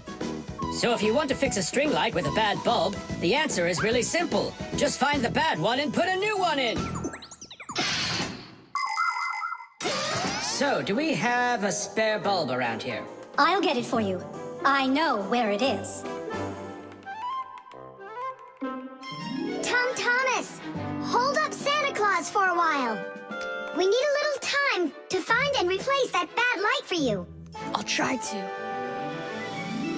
Tom Thomas, Santa Claus is already here. Ho, ho, ho! I got one thing to do. So, let's find the bad bulb. Okay, Papoose, let's go. This one's working. Maybe this one burned out. Nope. And that? It lights fine. Santa Claus is getting very hot out here. Hold on. Simka, what's up? We checked all the bulbs, but couldn't find a bad one. I guess this year won't be magical. Okay, Mom, just come on in. Ho, ho, ho! Hello there, Tom Thomas. So tell me now, have you been good all year? Huh, why aren't the lights on the tree burning? So then let's say it together. 1, 2, 3. Ow! Papoose, I found one more bulb. Here's the one that's not working. 1, 2, 3. Light up the tree. Huh! Now we need to replace this bulb with a new one. So where's Marcia? Show your light, O tree. Hooray! Ho, ho, ho, ho, ho. Whew, that was really hard. I see you already got it shining. But where did you manage to find a new bulb? We got Papoose to act as the bulb. Tidish! Tidish! Ah, what a hero. Pull me up so we can put this bulb in. On Christmas Eve, on Christmas Eve, on Christmas Eve, our spirits light up. Whoa! And on the tree, Yeah! on Christmas Eve, Nice box. the lights burn brighter. Every year when no one is expecting, from someplace that no one could conceive, appears a little miracle before us. Every year on Christmas Eve, on Christmas Eve, on Christmas Eve, on Christmas Eve, on Christmas Eve, the clock it seems on Christmas Eve is ticking slower. And suddenly, on Christmas Eve, a miracle on Christmas Eve, no one believes on Christmas Eve comes out of nowhere. Every year when no one is expecting, from someplace that no one could conceive. Yeah! A little miracle before us. Every year on Christmas Eve, on Christmas Eve, the clock ticks slower. The stapler. Tom Thomas gets the ball. He makes an incredible move. He's wide open.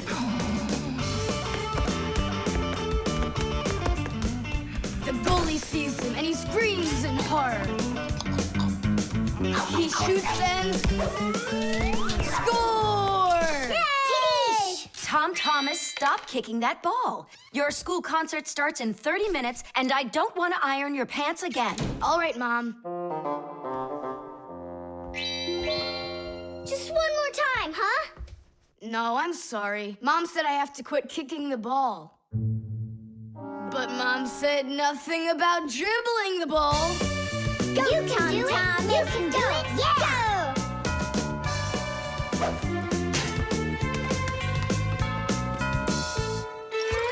Ah! Whoa!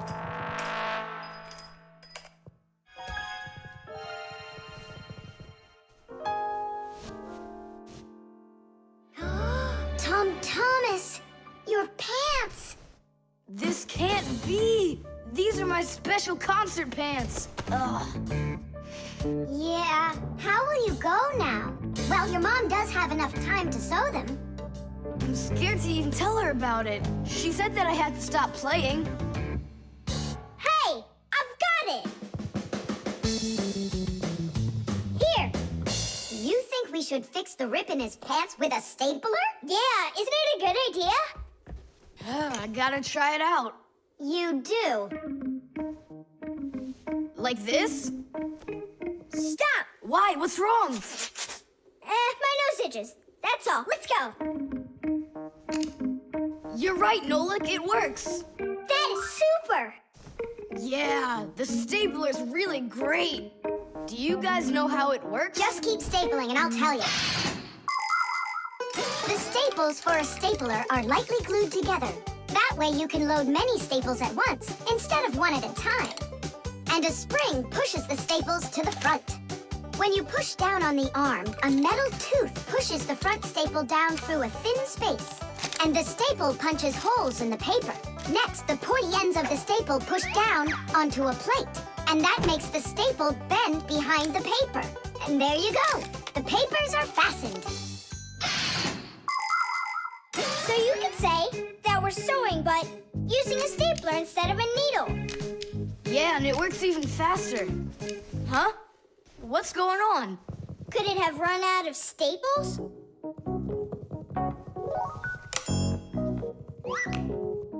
There's still a lot more staples, but one of them got jammed here in the slot. Tom Thomas, we're leaving in 5 minutes. Okay, Mom. So, did you get it? No. Why don't we get Papa's to help us? Because he's really strong and he's got a pack-a-mat. We can do this ourselves. Tom Thomas, find something we can use to push that staple out.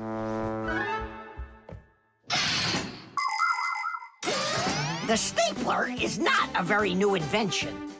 It's been said that the French king, King Louis XV, had a stapler made out of gold and precious gems. Unfortunately, it could only hold one staple at a time. Modern staplers are much more convenient, and people have come up with so many kinds for paper, for plywood, and even for skin. Yes, surgeons often use them during operations. Then there's the staple gun that's used to upholster furniture. And its older brother, the nail gun, can even be used to hold together the walls of a building. And here's an invention almost as important as a stapler. It's the staple remover. With its help, it's possible to remove the staples put in by a stapler. How about the screwdriver? That'll work. Look, the screwdriver fits perfectly into the slot. Ah, that's great. Now push that staple through, only keep your fingers out of the way. Or you won't finish sewing. Tadish! It's still not Tadish. You haven't fixed your pants yet. That's it. They're done. Now we can say, Tadish! Tom Thomas, are you ready? Of course. My idea with the stapler was smart, wasn't it? And Tom Thomas's mother won't notice a thing. Will too. Just wait till she washes them. The pen. Not here either. Tom Thomas, are you looking for me? Huh. No, for a red pen. I need it right now. What do you need it for? Here, look what my teacher wrote in my assignment book. Bad behavior during the lesson, fidgeting, and talking. What are you gonna do with a red pen? Your teacher left something out? I thought maybe, I could fix it a bit. I hope I find that pen.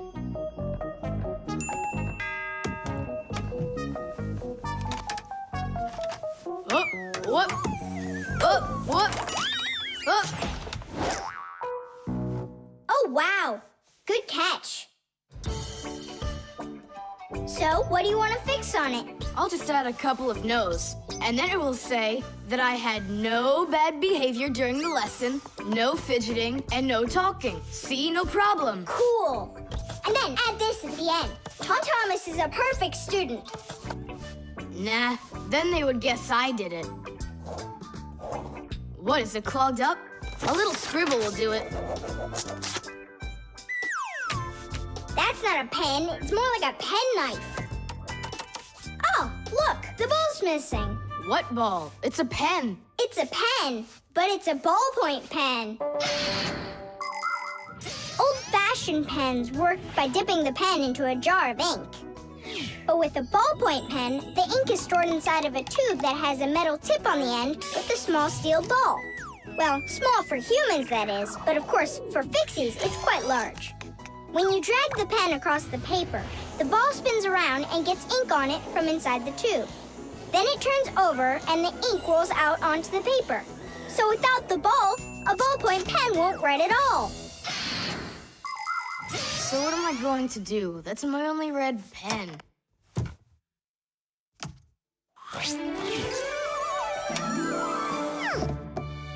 Hi, everybody. Why do you look so sad? We lost the ball from the tip of this pen. Where? It's here somewhere. Then you're in luck, boys. In the pack-a-mat, there's a metal detector. You can use it to find different kinds of metal objects.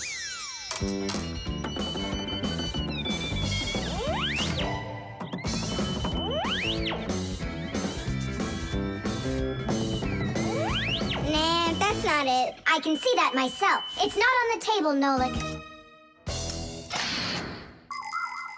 Until not that long ago, humans used pens that had to be dipped over and over again into an inkwell. This was quite inconvenient, and so to make writing easier, the fountain pen was invented. A fountain pen could be filled up with ink, so it could write for a much longer time. But fountain pens would often leak, leaving blots of ink on the paper. This problem was solved with the invention of the ballpoint pen. Ballpoint pens are simple, handy, and reliable, except that you can't write with them on a wall or upside down for a long time. That's because the ball uses up the ink on it, and the ink can't flow up to the tip. But even this problem has been solved. There are now special ballpoint pens that can be used by astronauts floating in space.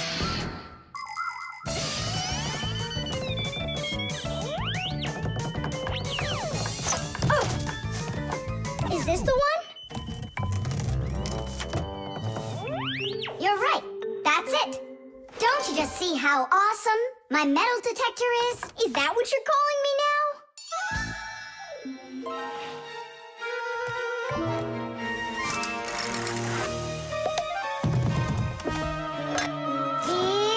Yeah! Tom Thomas, help us.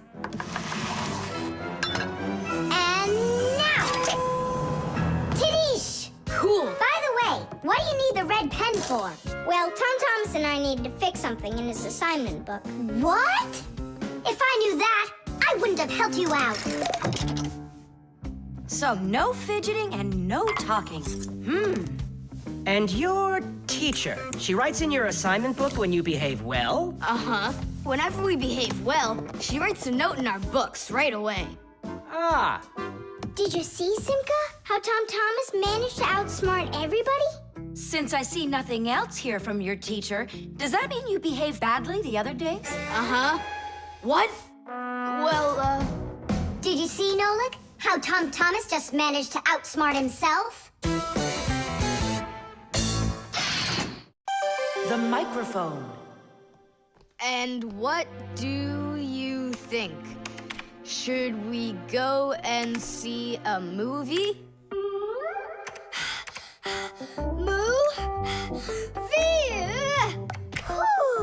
Hey, you didn't type everything that I said. You should listen more carefully. And you should try using less words. Nolik, hey. Alley-oop?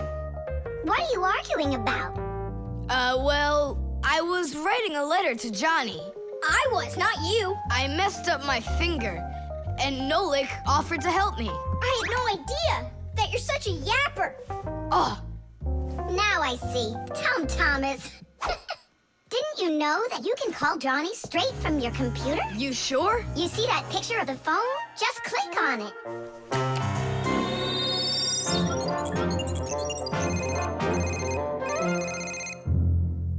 Hi. So what movie do you want to go see? Hey there. I don't care. Just not pirates and those robots. Hey, Tom Thomas. Why aren't you answering me? I am answering you. Hello? Hello? Talking to the microphone. I don't have a microphone. There you go. End of conversation. All right, then talk right into there. Simka, come on. You use headphones to listen. It's a joke. It's no joke. We talk into microphones and listen through headphones. But both of these devices use a special membrane to do their job. The membrane inside of a microphone is used to capture sound that is then sent through wires as an electrical signal. And inside a pair of headphones, a membrane helps turn that electrical signal back into sound. So it turns out that a microphone and headphones are built in a very similar way, even though they are used quite differently. And so I talk right into here? Johnny, hello? Just wait a second. First, we need to plug your headphones into the hole where the microphone gets plugged in. Ah, I get it. Go ahead. Now it's a microphone. Johnny, I'm here. Can you hear? Yeah, he can hear, but you can't. Nolik, switch it over to the headphone jack. I already saw a robot. And I already saw it. Nolik! I don't think there's anyone who didn't see it. You didn't see it?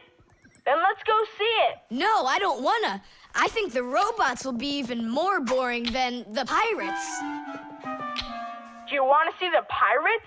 Make up your mind. Do you want to see the pirates or the robots? I don't want to see either one. Nolik, what are you doing? What am I doing? It's because you and Johnny don't listen to each other. I've got a good idea. You need to talk like police on their walkie-talkies. When they're done talking and they're ready for an answer, they say, over. Great idea. When we talk to someone using the telephone, there are two channels for the sound. We talk through the first channel and listen to the other person talking through the second one. But sometimes two people need to talk to each other using only one channel. For instance, sailors and taxi drivers use one-channel radio sets. When a radio set's turned on, you can hear the other person talking, but they can't hear you talk unless you push a special button down. Then they'll hear you, but you won't hear them. So that means you have to take turns talking, because if everybody tries talking at once, nobody will understand anything. So then, to let people know that you're done talking, and you're ready to listen to what they have to say over. Johnny, hello. Why don't we try talking like police on their walkie-talkies? Whenever you're done talking, say to me, over, over. All right. So are we going to the movies? Over. Nah, I don't feel like it. Why don't we go play ball instead? Over. Sounds good. Who were you talking to before? Over.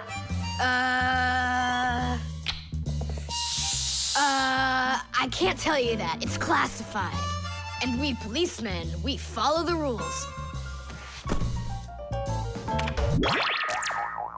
Wow, that worked out great. You two are the best. Over. Oops. We try our best. Over. We do. Especially me. I'm completely over. The zipper. Hey, Nolik, look. Why did Tom Thomas go to sleep like that? Maybe it was some kind of homework for one of his classes. Uh-huh, gym class homework.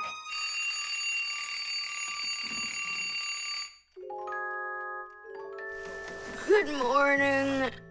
Good morning. Hi there. You're looking good. My parents just bought it for me. Isn't it a cool jacket? And what, you slept in it all night? Yeah, once I tried it on, I didn't want to take it off, and I fell asleep in it. Yeah, life's never boring with you around. Oh, I think the zipper got stuck. And so what? You can leave your coat on no problem. You're about to go to school, right?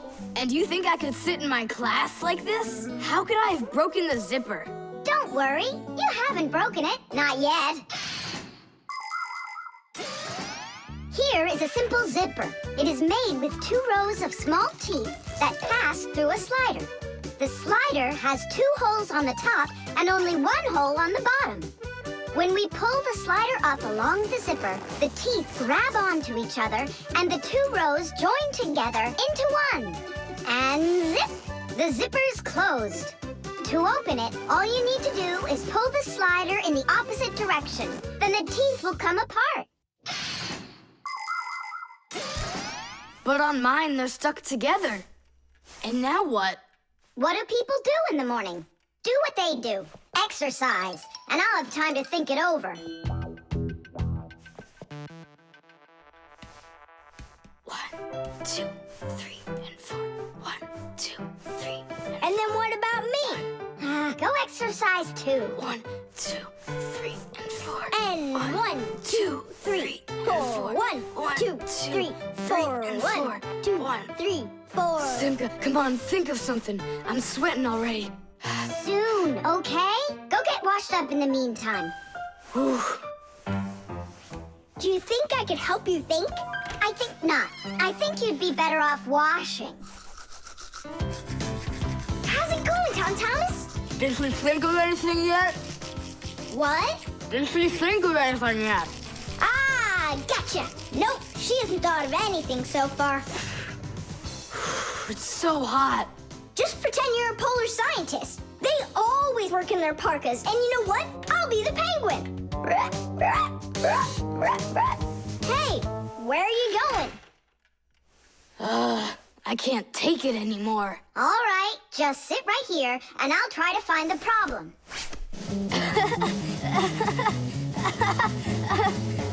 You see? That polar scientist game's funny, huh? That's not it. It's Simka. Oh, she's tickling so hard. Stop squirming. And you stop tickling me. Aha! So that's why it won't open all the way. It's only a piece of thread stuck in there. Pull the slider up.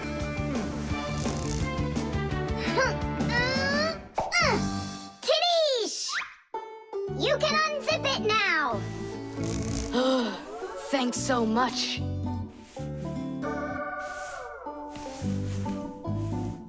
Here it is, a thread. That's what the whole problem was. You're kidding. So I've been sweating because of some piece of nothing? In technology, every little thing matters. I remember when scientists built one of the first computers around 60 years ago. It was a giant machine. It filled up several rooms and had more than 1 million parts. It was a technological wonder. But all of a sudden, this technological wonder went kaboom and broke, and no one understood why. The computer just stopped working, and that was that. The scientists were going crazy. They couldn't find a problem. Turns out that this huge computer broke because a little butterfly had flown inside the computer and got stuck in between some contacts. Yes, it's true. This huge machine went crazy because of a little butterfly. And that's how it goes. So you see, every little thing really does matter. Tom Thomas, breakfast is ready. What are you doing in your jacket? It's 'cause I was playing Polar Scientist. Simka, what took you so long to figure it out? I just thought it would be funny to see Tom Thomas do his exercises and brush his teeth in his coat, that's all. That was your plan? Well, yeah. Can I joke around a bit? The magnet.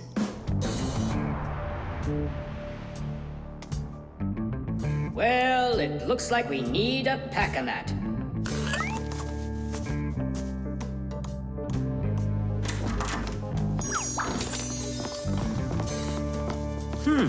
Where did this screw come from?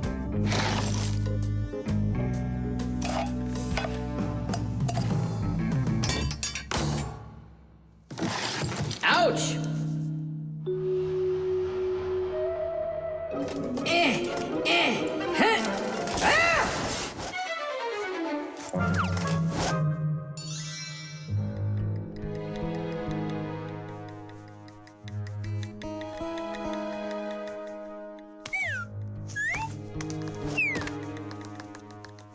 Papoose isn't in there either.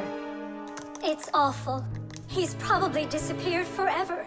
It's already been 5 days. Don't worry about it. We're gonna find him for sure. Yeah, we'll find him for sure. Let's go take another look in the kitchen. But we already looked in there. We'll look better this time.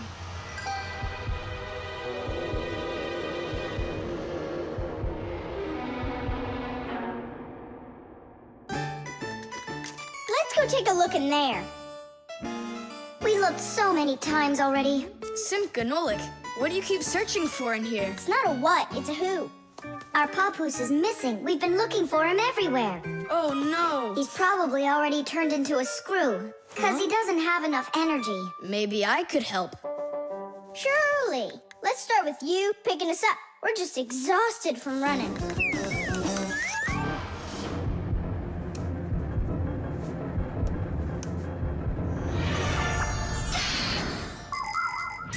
In a dangerous situation, a Fixie can choose to turn into a screw. But sometimes it happens all by itself. For example, when a Fixie doesn't have enough energy.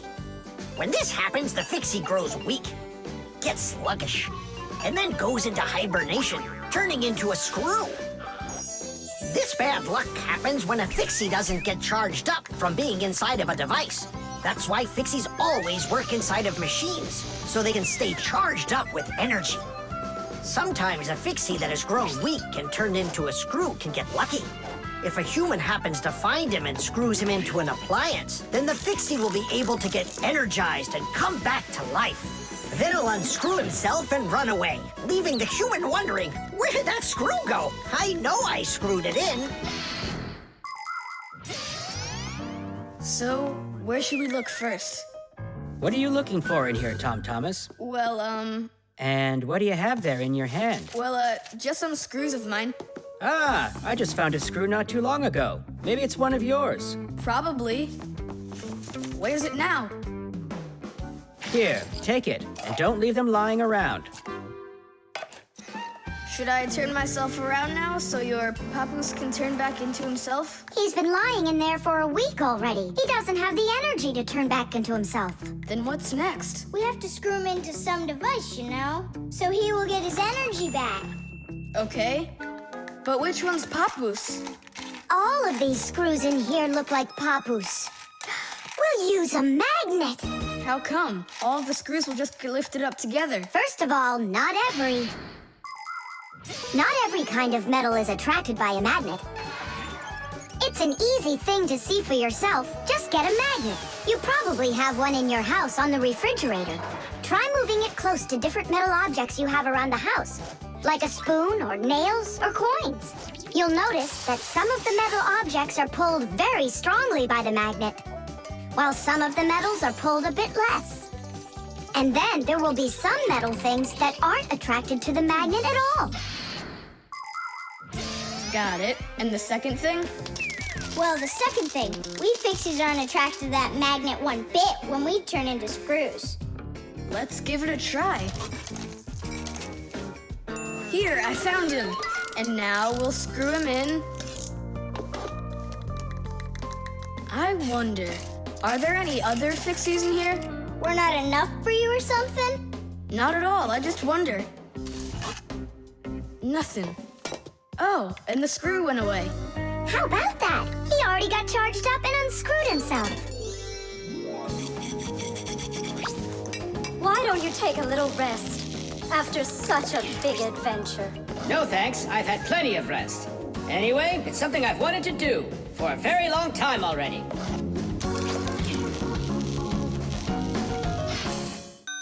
The music box.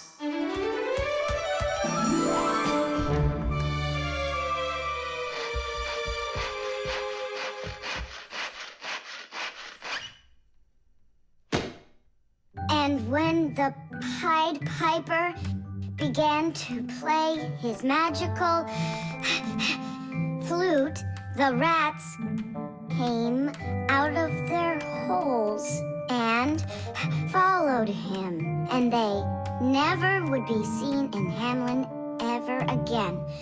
Whew. And then what, huh? I can't read anymore. My legs got tired. Whew. Simka, Nolik, something's rustling in there. In where? In Dad's office, it's on his desk. It's inside the wooden container. So maybe there's a mouse inside it.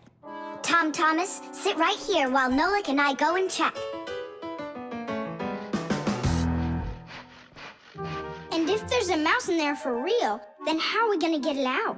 Those rodents are really so big. And why was I reading that book to you, huh? Just grab a flute, give it a toot, and the mice will scoot. And where are the flutes gonna come from? We'll make 'em. Toot, toot, toot, toot, toot. You got it? Sure I did. Wait a second. Let's get a little closer.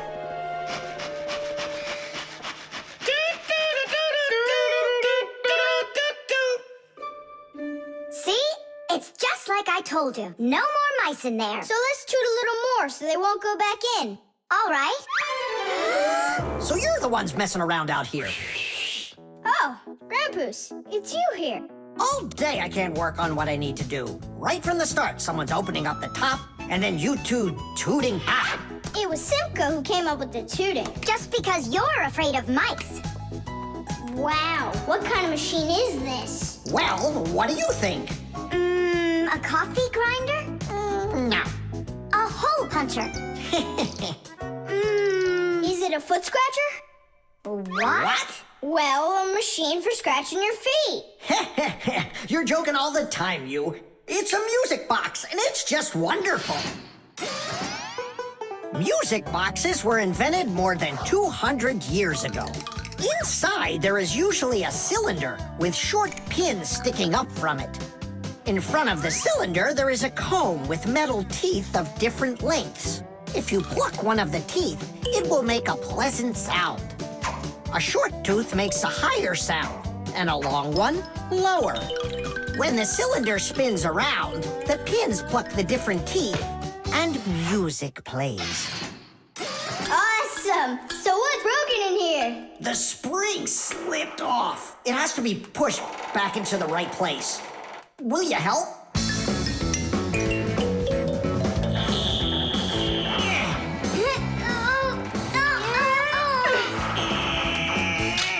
There we go, that's better.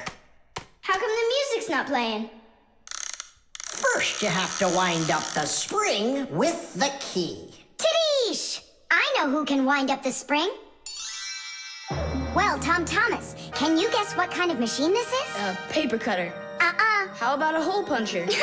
You're such a joker. Now don't go and tell me it's a foot scratcher. Then I don't know. Then wind it up with the key and you'll find out.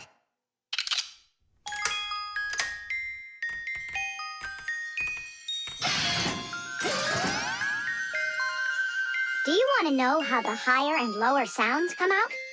Put a regular ruler over the edge of a table. Hold down one end of the ruler and pluck on the other.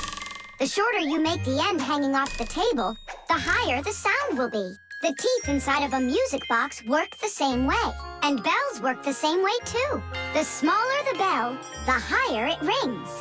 The sound of a violin or a guitar depends on how thick the strings are. Fat strings make a lower sound, and thin strings, a higher one. How tight the string is also makes a difference. Take a piece of string or a rubber band. Tie one end to a doorknob and pull on the other end. With your free hand, pluck the string. The tighter the string gets stretched out, the higher the sound. If you want, you can even play a tune. I think I got it now. It's an old player for music. That's close, but not it.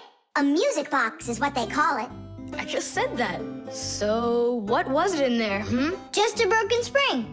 It's not the thing I'm dying to know. Who was moving around there? All I'll say is we, Tom Thomas. Won't let that secret out. Shh. The hairdryer. Are you here? Yep, I'm here. I got a cool trick to show you. What? Oh! That was real magic, dude. Took long to learn it? No, that's not the trick. It's a trick with helium. Oh, what is helium? Well, helium's a very light gas they fill balloons with so they float in the air. That's not magic at all, you silly. Who's never watched a flying balloon? The trick's not about the balloon flying. I need to get its gas. Ugh. How can I get it down from there? Get a hairdryer. That's the way to do it. Yeah, what for? So I can show you a trick. All right. Mom, can I use a hairdryer for a minute? A hairdryer is a great, simple invention. Inside a hairdryer is a fan that sucks in the air from behind it and pushes it out the front to blow your hair around and make it dry. To heat up the air, there's an electric coil inside of there. When the coil heats up, it warms up the passing air. And the hot air helps your hair dry faster. Of course, you don't have to turn on the heat setting, but then you better like that cold wind.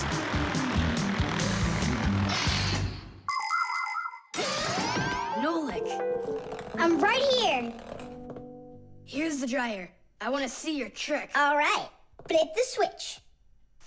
Now you lay the ball right into the airstream. Oh, great! The ball's flying. And now it's my turn to fly. Really? Whoa!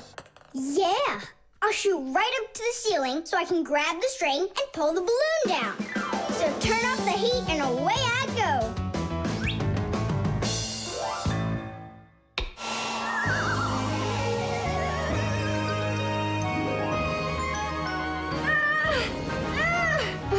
Switch it on to high. Got it. Give it to me. I can't get it down. It's probably because you're little and weigh like nothing. And what? Do I have to wait till I'm heavier and older to get down? I don't know. Then you'd better get my sister. She'll tell us what to do. Simka, come on out. Well, what's going on? Look. Hi there. How'd you end up on the ceiling? I was just showing off that funny hairdryer trick. I'm laughing out loud. Ha, ha, ha. I can try flipping on the hairdryer and lifting you up to Nolik. So both of us can get caught hanging up there? Well, thanks, but I don't need it. Then what do you need? Just a broom or a mop. You know how to do a trick with a mop? Uh-huh. Just make it fast. They can be quite ingenious creatures, those humans. Sometimes they figure out clever ways to use ordinary devices, like a hairdryer. Of course it can be used to dry hair, but it can also be used to dry a wet spot on clothes. And a hairdryer can even be used to remove a sticky price label. Now, suppose you buy yourself a new cup that has a terribly sticky sticker that just seems impossible to peel off. Well, try warming it up with a hairdryer. The glue will dry up a bit and the label will come off easier. There's no doubt that a hairdryer can be very useful in any household. But you need to be extremely careful with it, especially in the bathroom. If water gets inside a hairdryer, there's a real risk of getting a horrible electrical shock that can seriously hurt you and destroy the hairdryer as well.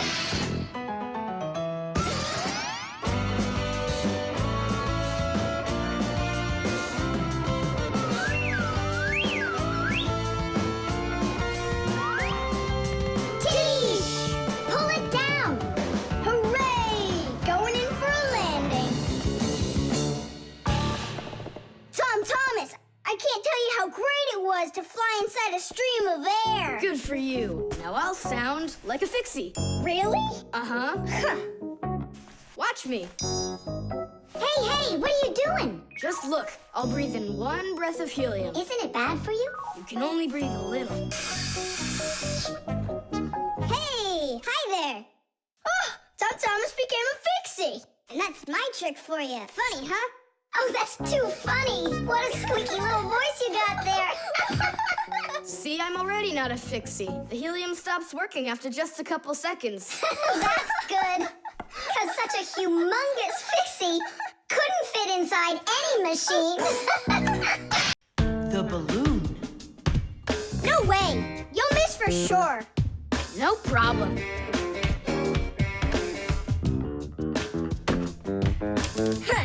Anybody can do that. But I bet you can't do it if you tried bouncing the ball off the floor first. Just look. Oh, what are my parents gonna do to me? Maybe we should call Simka. Simka! And what's Simka gonna do to us when she sees this? So, got yourself in trouble, huh?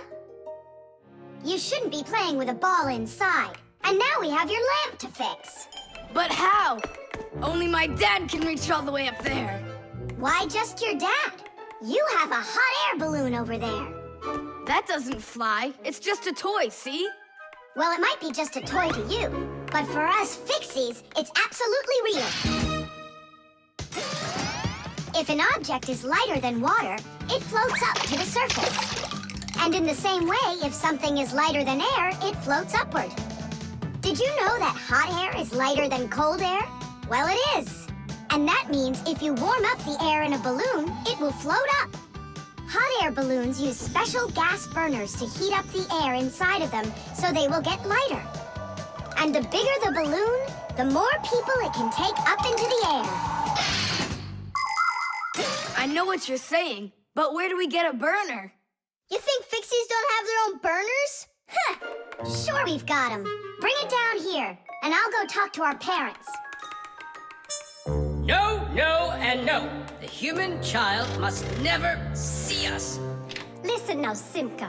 We already don't approve of him seeing you and Nolik. He won't look. Papas, please. You're the one who told us how you dreamed of flying since you trained to go into space. Yeah. For 2 years I waited on standby, but I never went up. And you've never flown in a hot air balloon either, honey. So let's call it a deal. I talked them into it. There's just one condition. You can't watch. Okay. You can come in now.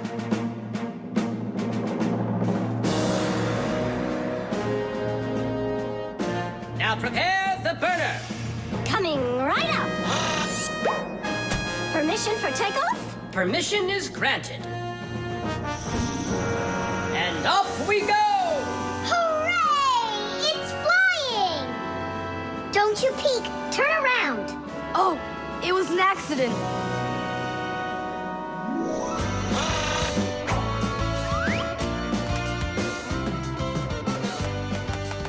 I'm going to evaluate the damage. Maintaining proper altitude.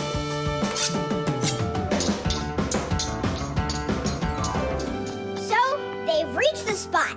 Air balloons are really awesome. I wonder, who figured out how to do that? It was the Montgolfiers. The hot air balloon was invented in the 18th century by the Montgolfier brothers from France. In those days, there were no gas burners, so they heated the air inside the balloon by burning straw. At first, there were no passengers on their balloon. Not counting the Fixies, of course. I mean, how else could a balloon get up in the air without them? Unfortunately, the names of the first Fixies who took that flight were not recorded in the annals of history. Following the Fixies' flight, the next passengers were animals: a ram, a rooster, and a duck. And it was not until those three safely landed after flying a full 4 kilometers that humans dared to fly in hot air balloons themselves. Ever since their invention, hot air balloons have also gone by another name: Montgolfiers.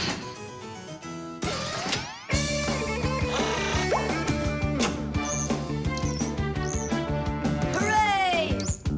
Tadish! Tadish! All right. Simka, please let your parents know that I'm so very thankful. Okay, by the way, now you can turn around. You know, Simka, let's fly the balloon just like them. There's no way, Nolik. We would need to use the burner, and kids aren't allowed to play with fire. I'll give you a ride. Look, I still need to put it back up on the shelf, so climb in and let's do it. Oh yeah! This is great, Simka! Look at us! We're flying just like the Montgolfier brothers! What do you mean, like brothers? Okay then, like brother and sister Montgolfier! The vacuum.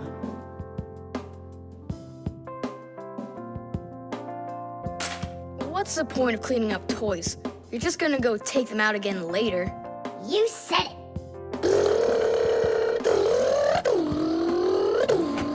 Tom Thomas, if you're done cleaning up, go and eat your lunch. Okay, be there soon. Nolik, you wait for me? Uh-huh.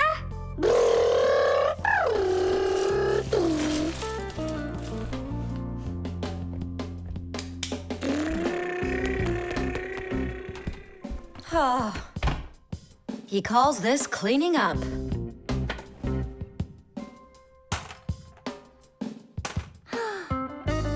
Uh-oh.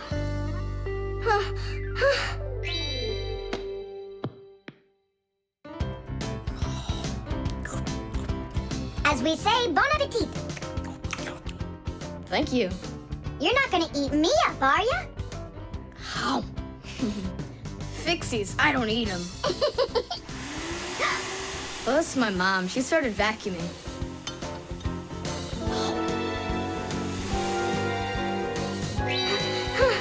Please help! Help me! Help!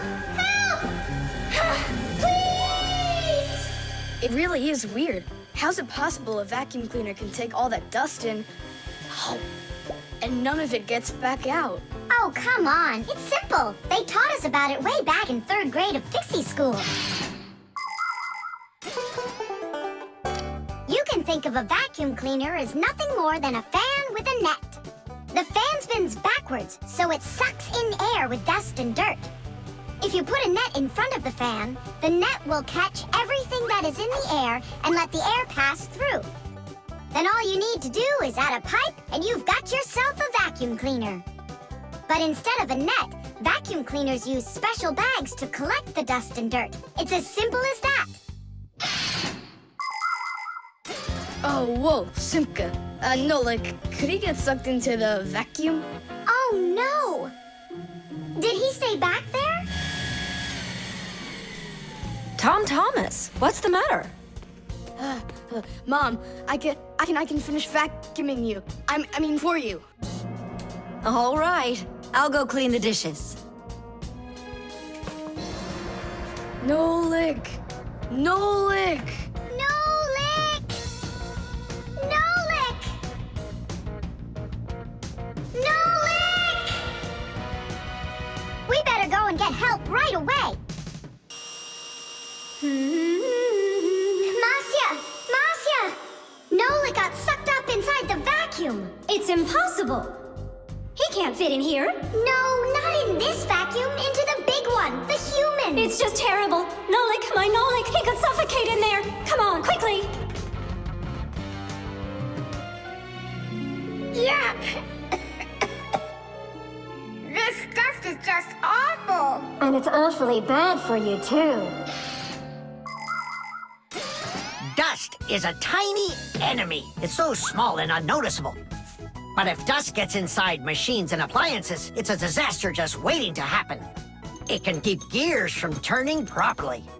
Dust can make appliances overheat. And if dust gets onto electric contacts, it can create a short circuit that can even cause a fire. That's why we Fixies have to constantly clean the insides of appliances from dust, even though a lot of us are allergic to it. CHOO! If only people would just dust a little more often than they do right now. CHOO! At least people could dust more on the outside. That would make our work so much easier, and their equipment would break a whole lot less often.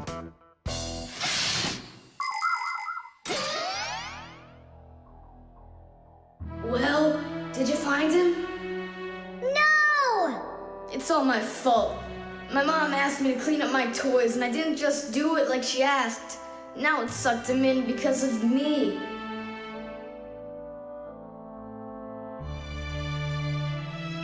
Nolik! Nolik!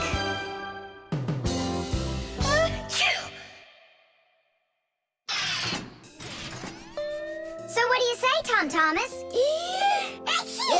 What? I already apologized, and I already promised to clean up my toys.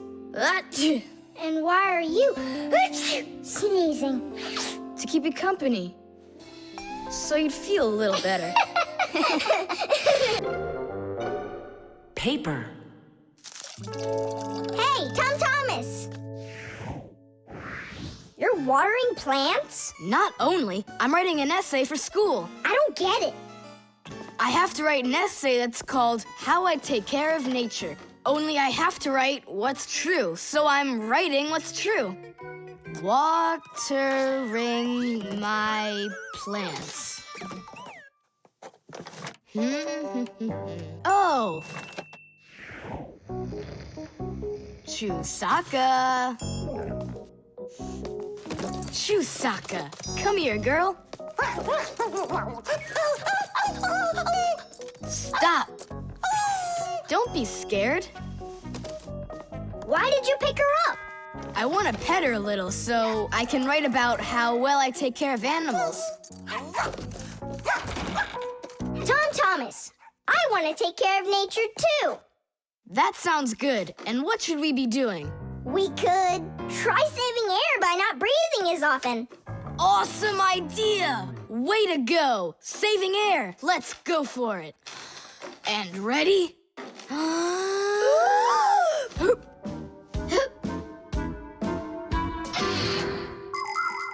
Humans invade nature and destroy more and more of her riches with each passing year. They extract her minerals and oil, cut down her trees, and pollute her air and water. They do all of this to produce food and all sorts of other things. It's a shame that people don't really need all these things that they produce. They often buy something and then just toss it away when it's still almost new. And then there's all the food that humans buy and just throw away. So if you want to help nature, try not to buy anything that you really don't need. And take good care of the things that you do buy. And you can be sure that we Fixies will do everything we can to make your things last as long as possible.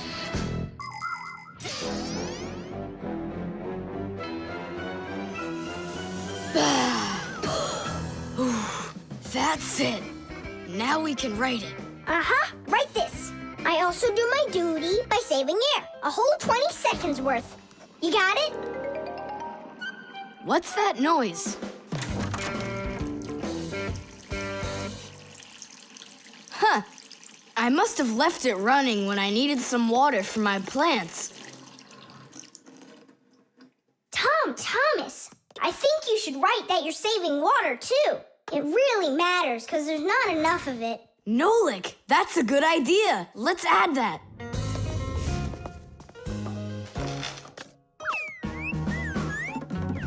Hi there. What are you guys up to? We're writing about how Tom Thomas protects nature. It's a homework assignment for school. Uh-huh. I've already written how I'm watering the plants, I'm good to living creatures, how I'm saving air and water, and how I'm conserving carrots, too. I never want to eat them, especially in soup. Not eating your vegetables? No way. Doesn't count. You sure that? Mm-hmm.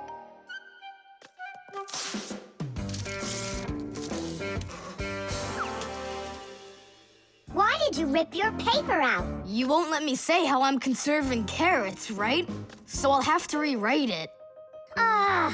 You're not taking care of nature. What? Where'd you get that idea from? That's all I'm doing. No. When you keep on throwing your paper out, it means you're not taking care of trees out there. What trees are you talking about? Didn't you know humans make paper out of trees? Humans make paper by cutting down trees and shredding the pieces into chips. The chips are then placed in water, chemicals are added to the solution, and then it is all mixed together into a mushy, watery substance called pulp. Next, the water is drained from the pulp, and with the help of huge rotating drums, is flattened into thin sheets of paper.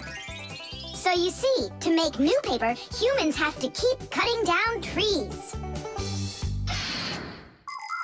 And you should know this. If every person on the planet would use one less sheet of paper, you know, they'd save 1 million trees all together. You sure? I'm sure. And now that you know about trees and paper, what are you gonna do next?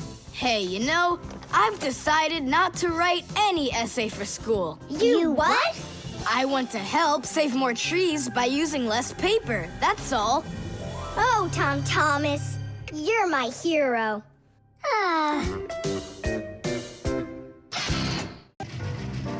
The washing machine. Look at that, Simka. They're showing Titanic on the television. Hey, Nolik, that's not a television. That's a machine for washing laundry. No way. Yeah, it's just a plain old washing machine, Nolik, don't you know? Tell me about it. You're such a great explainer. Inside of a washing machine is a big drum. People put their dirty laundry in there and add a special kind of soap called detergent.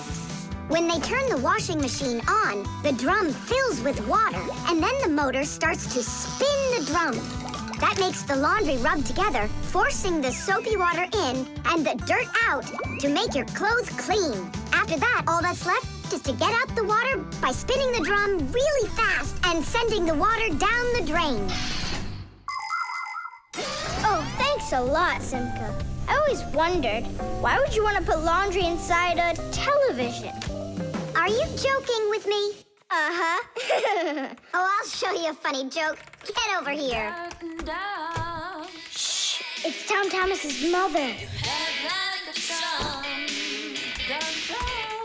She's got headphones on. We're safe. She doesn't hear anything except the music.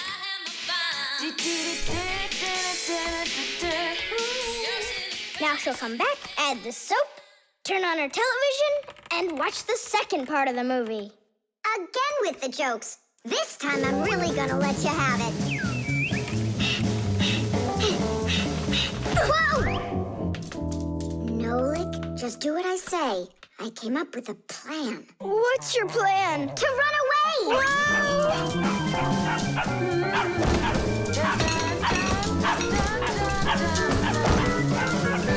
Who's here? Hello? Huh.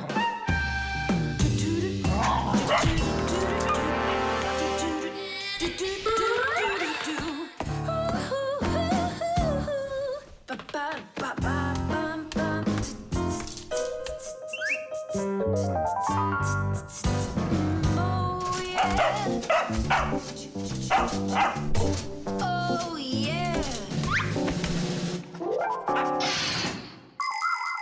There are a lot of things to keep in mind with a washing machine to use it right. For example, do you know what can happen if you wash red and white shirts together? Well, the white one might just turn pink. No, it's not because it's embarrassed, but because some of the color from the red shirt happened to get onto the white one. Another important thing to remember is to empty your pockets before you wash your clothes. Things like keys, nails, and chewing gum might not only ruin your clothes, but they can destroy the washer, too. And this isn't only about little stuff. Big things like music players and mobile phones have managed to find their way into the washing machine. Oh, sure, these things look nice and clean after a good washing, but they certainly don't seem to want to work anymore. And never, ever put a pet inside of a washing machine. That's just no place for a living thing.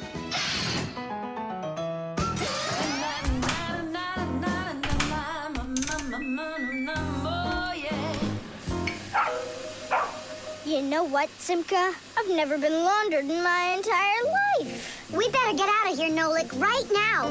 And the faster, the better.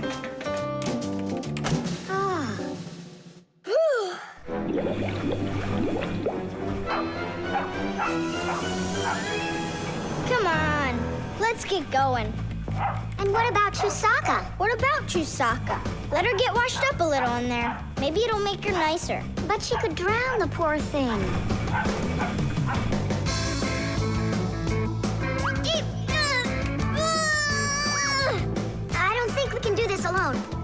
help from Tom Thomas's mother. 1, 2, stop! What? She moved out of the way.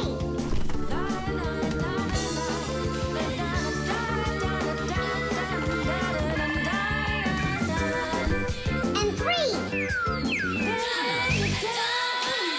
Pull it! Huh?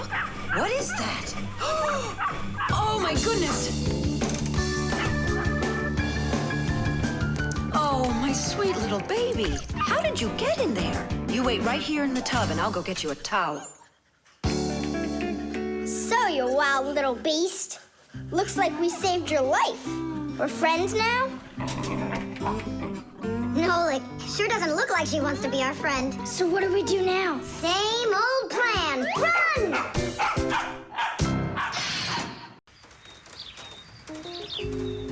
The thermos.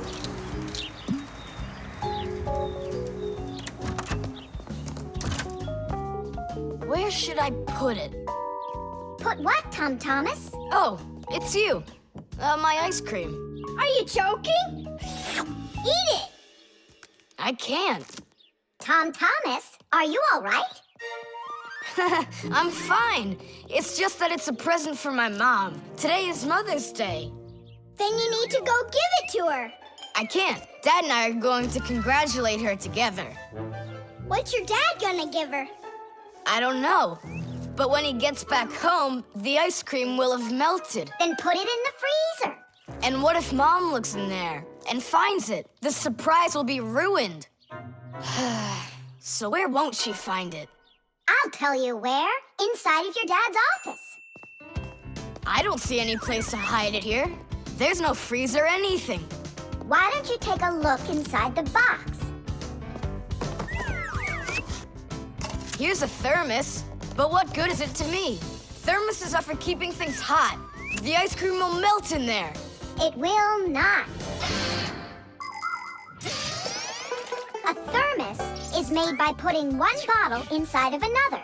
Between the bottles is an empty space, and that's the secret of a thermos. That space stops heat from getting out or in. So if there's hot tea inside, the empty space doesn't let the heat from the tea get out.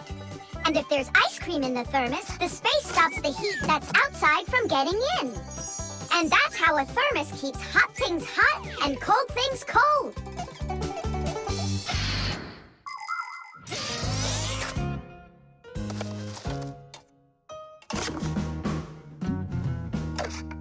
That's it. I'll go and play for a little while. He didn't even say thank you, did he, Nolik? Where are you? Nolik! I'm here! Where? In the thermos! What are you doing in there? I wanted to see that vacuum you talked about. Just don't touch anything! And don't even think of licking the foil! The ice cream's so cold, your tongue will stick to the metal. It's already stuck! What did you say? It's already stuck! Already stuck! Uh-huh. Try to unstick it. Well, is it working? Nuh-uh. And what if you breathe onto the foil? Nuh-uh. Hang on, Nolik. I'll go and get Tom Thomas. Winter is a wonderful time of year. Holidays, presents, snowballs, skates, sleds. But the cold is also something serious that you shouldn't fool around with. The most important thing is to dress warmly. Cover your head with a hat and your throat with a scarf. Then there's less chance you'll catch a cold or get a sore throat. And to keep your hands from getting chapped, don't forget to wear gloves. And never walk around in wet shoes in the winter. That's a sure way to get yourself sick. And there's one more thing I want to tell you. It's great to have fun in the cold, but use your head. Don't eat snow or stick your tongue on metal fences, poles, or doorknobs. Your tongue can get stuck so strongly to the metal that it will be very hard to get off. I wish you all a glorious winter. Tom Thomas! Nolik's tongue got stuck. Where? In the thermos. Hurry! I'll explain everything later. Dad, you're already home? Mm-hmm. Dad, why are you taking my present? What do you mean, your present? I mean this one. Since when did it become yours? Oh, hi there. What's the fuss all about? Oh, it's nothing at all. I have a surprise for you. I want to wish you a happy Mother's Day. A thermos. How wonderful. Thanks so much. Is there something in here? I don't think so. Inside there's a present from me. Vanilla ice cream. My favorite. And how did that end up in there? Thank you so much, my sweeties.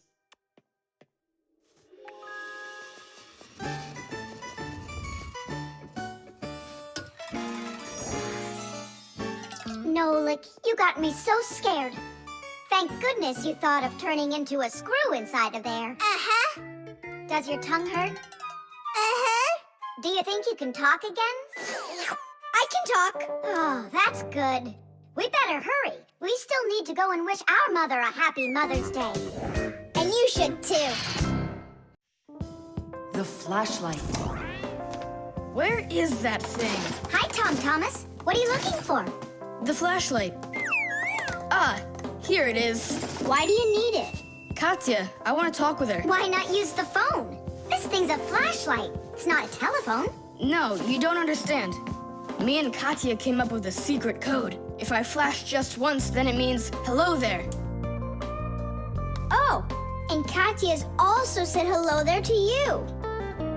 And 2 flashes? What's that? Katya's asking if everything's all right. Now I'll tell her that everything's good. Oh, what's wrong with this? I think it's not working right. I see, Nolik, but what's wrong? Any flashlight is nothing more than a battery and a light bulb connected by some wires that are used to make a switch in between them. To turn on a flashlight, you flip on a switch. That lets the electricity flow through the wires from the battery to the bulb so it lights up. And if it won't light up, that means that the battery is dead, the light bulb is burned out, or the switch is broken. And now let's put all this theory into practice. I'm sorry, but I don't have time right now. Don't you get it? If I don't signal back, she'll think that I don't want to talk to her, and that would just be terrible. Just don't get all worked up. We'll help you. But first, we need to get the pack-a-mat and come right back. See ya. Did you hear that? Marcia, what a weird sound. Uh-huh. That's new. Now we know what the noise was. Papoose, can we use a pack-a-mat to fix a flashlight? Really, did you say a flashlight? Do you know the story about when Granddad had to travel for miles on top of a dog? It's true! He was sent on a very important mission. A huge flashlight repair. What kind was it? A special kind called a lighthouse. A lighthouse is a tall structure with a huge flashlight on top of it that is used to help ships and planes find their way.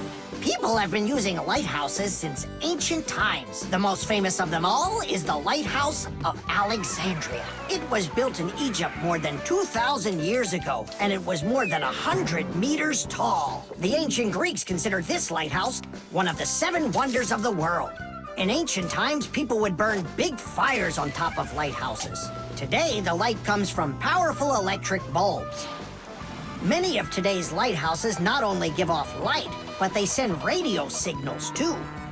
Yes, thanks to lighthouses, ships and planes for miles around learn where they need to sail or where they've got to fly in order to stay safe. And thanks to that heroic deed of your grandfather, that big old lighthouse started working. Since then, not a single ship has ever gone astray.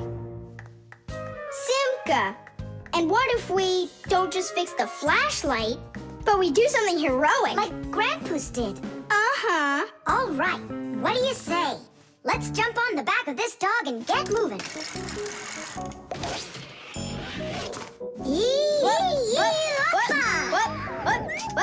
What? Stop ducking. Grab hold of my hand.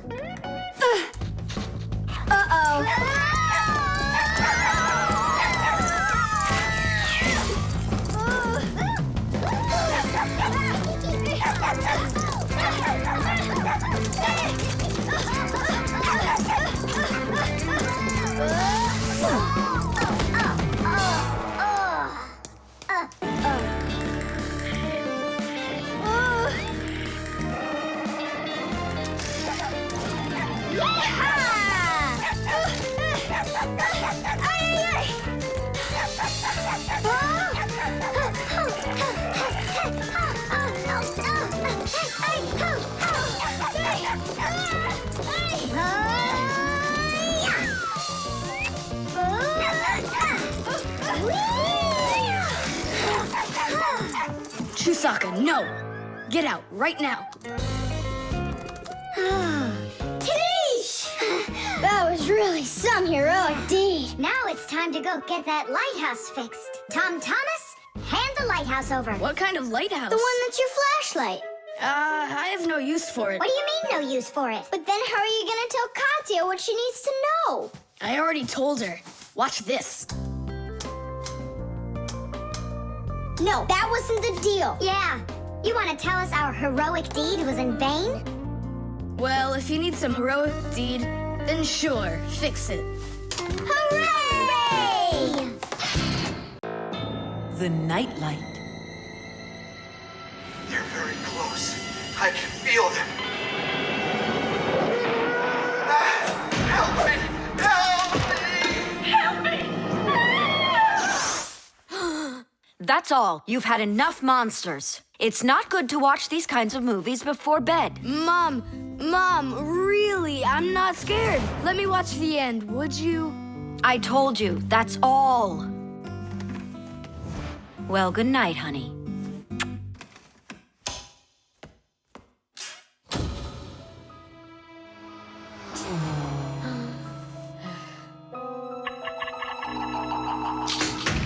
Ah! Who's there? They're very close. I feel them.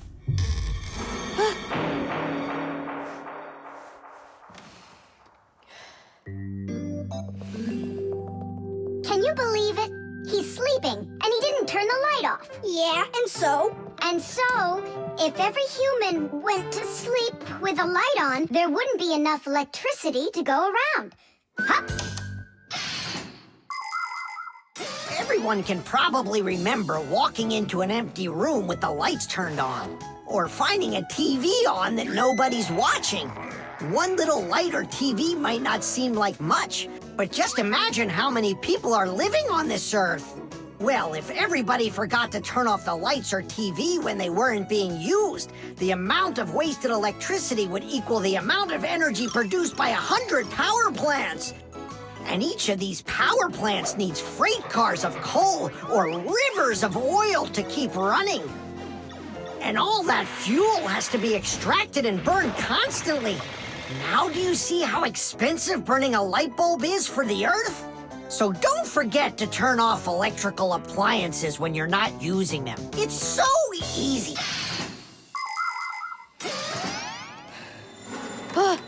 Who turned off the light?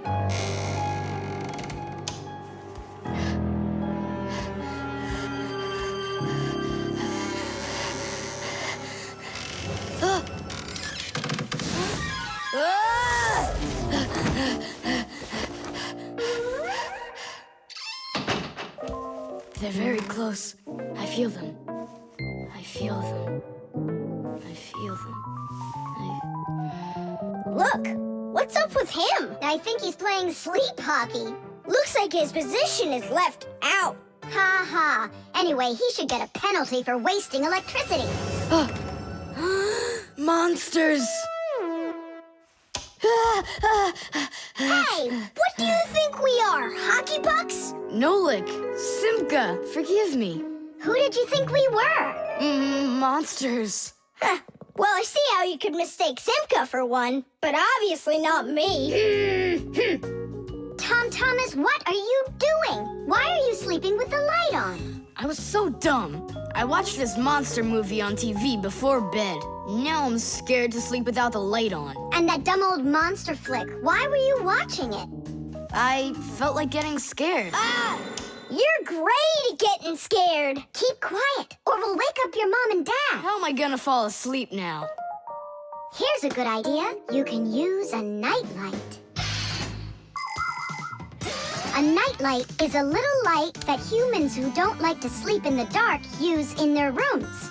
The nightlight has a dim glow. That's because it works with a special kind of light bulb that uses very little electricity. These kinds of light bulbs are called energy efficient. That's hard to say. And you can find nightlights that use such low energy bulbs that they can work off of a battery. But you know there isn't a nightlight here. How would you get by without us? Tonight, I'm here to help you. I'm gonna be your nightlight. Look, right there. There's our lampshade.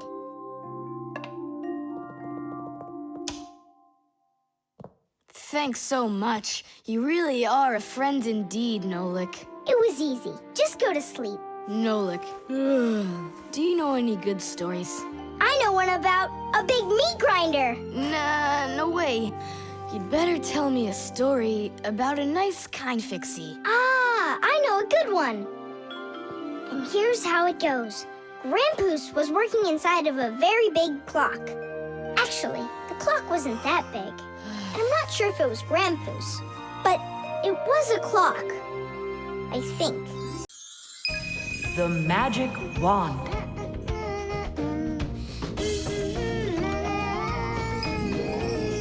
Oh, Tom Thomas, how did you get here? It was a piece of cake. I just got this cool magic wand as a gift, see?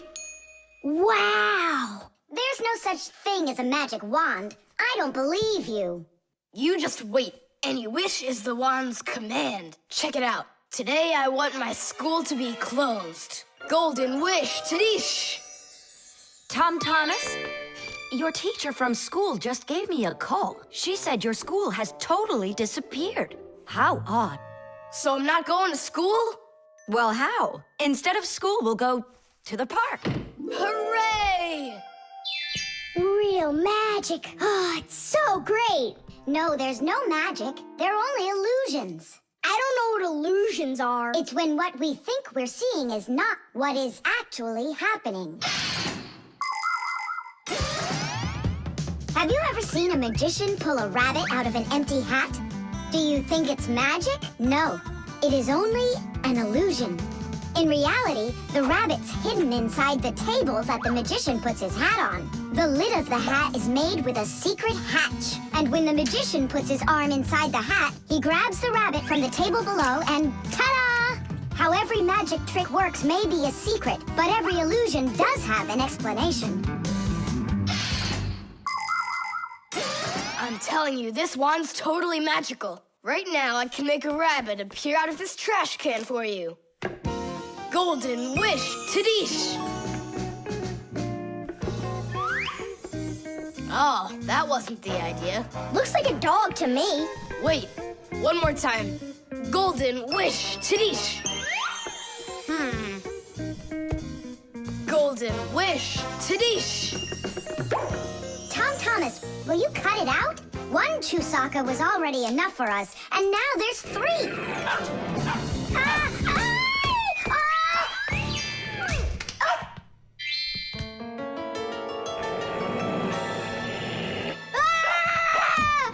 Hey, Tom Thomas, please tell your rabbits that they can stop barking so loudly. Shame on you for attacking helpless little kids. Wait, I'll make you bigger now. Golden wish, Tadish!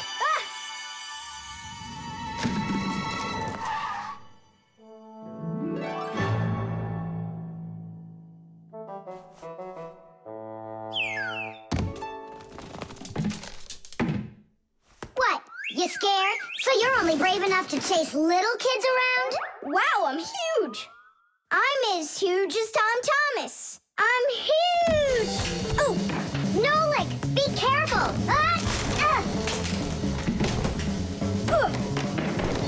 How can you live being this tall? It's so inconvenient. And I thought it was tough when you were so tiny. Tom Thomas, are you ready? Hey, why do we have 3 dogs all of a sudden?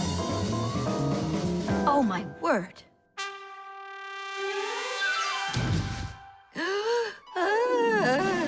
No! Why are you screaming? I was dreaming that someone had given me a magic wand. And then I had to make it big, see? And my mom saw you. That's awful. That would have made me scream. I wish I had a magic wand of my very own. We Fixies aren't ones to believe in magic, but we do believe in what humans can do. Because humans often work wonders. For ages, flying in the sky seemed to be an impossible dream. But today, anyone can take off to the sky in an airplane. It used to be that humans thought that only magic could take them to the moon. But now astronauts have already walked on its surface. In fairy tales, people were able to see and talk to each other through a magic mirror. But today we have the internet and telephones we can use. Refrigerators, televisions, automobiles, computers. There are so many things that humans have created. Wondrous things that they used to only be able to dream about. Like a miracle from a fairy tale. A magic wand? Why do you need it? First, I'd skip school today. Tom Thomas, are you ready? I told you, we're going to the park.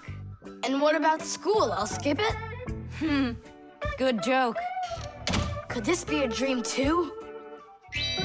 No, it's just that today is Sunday, and that's the magic of it.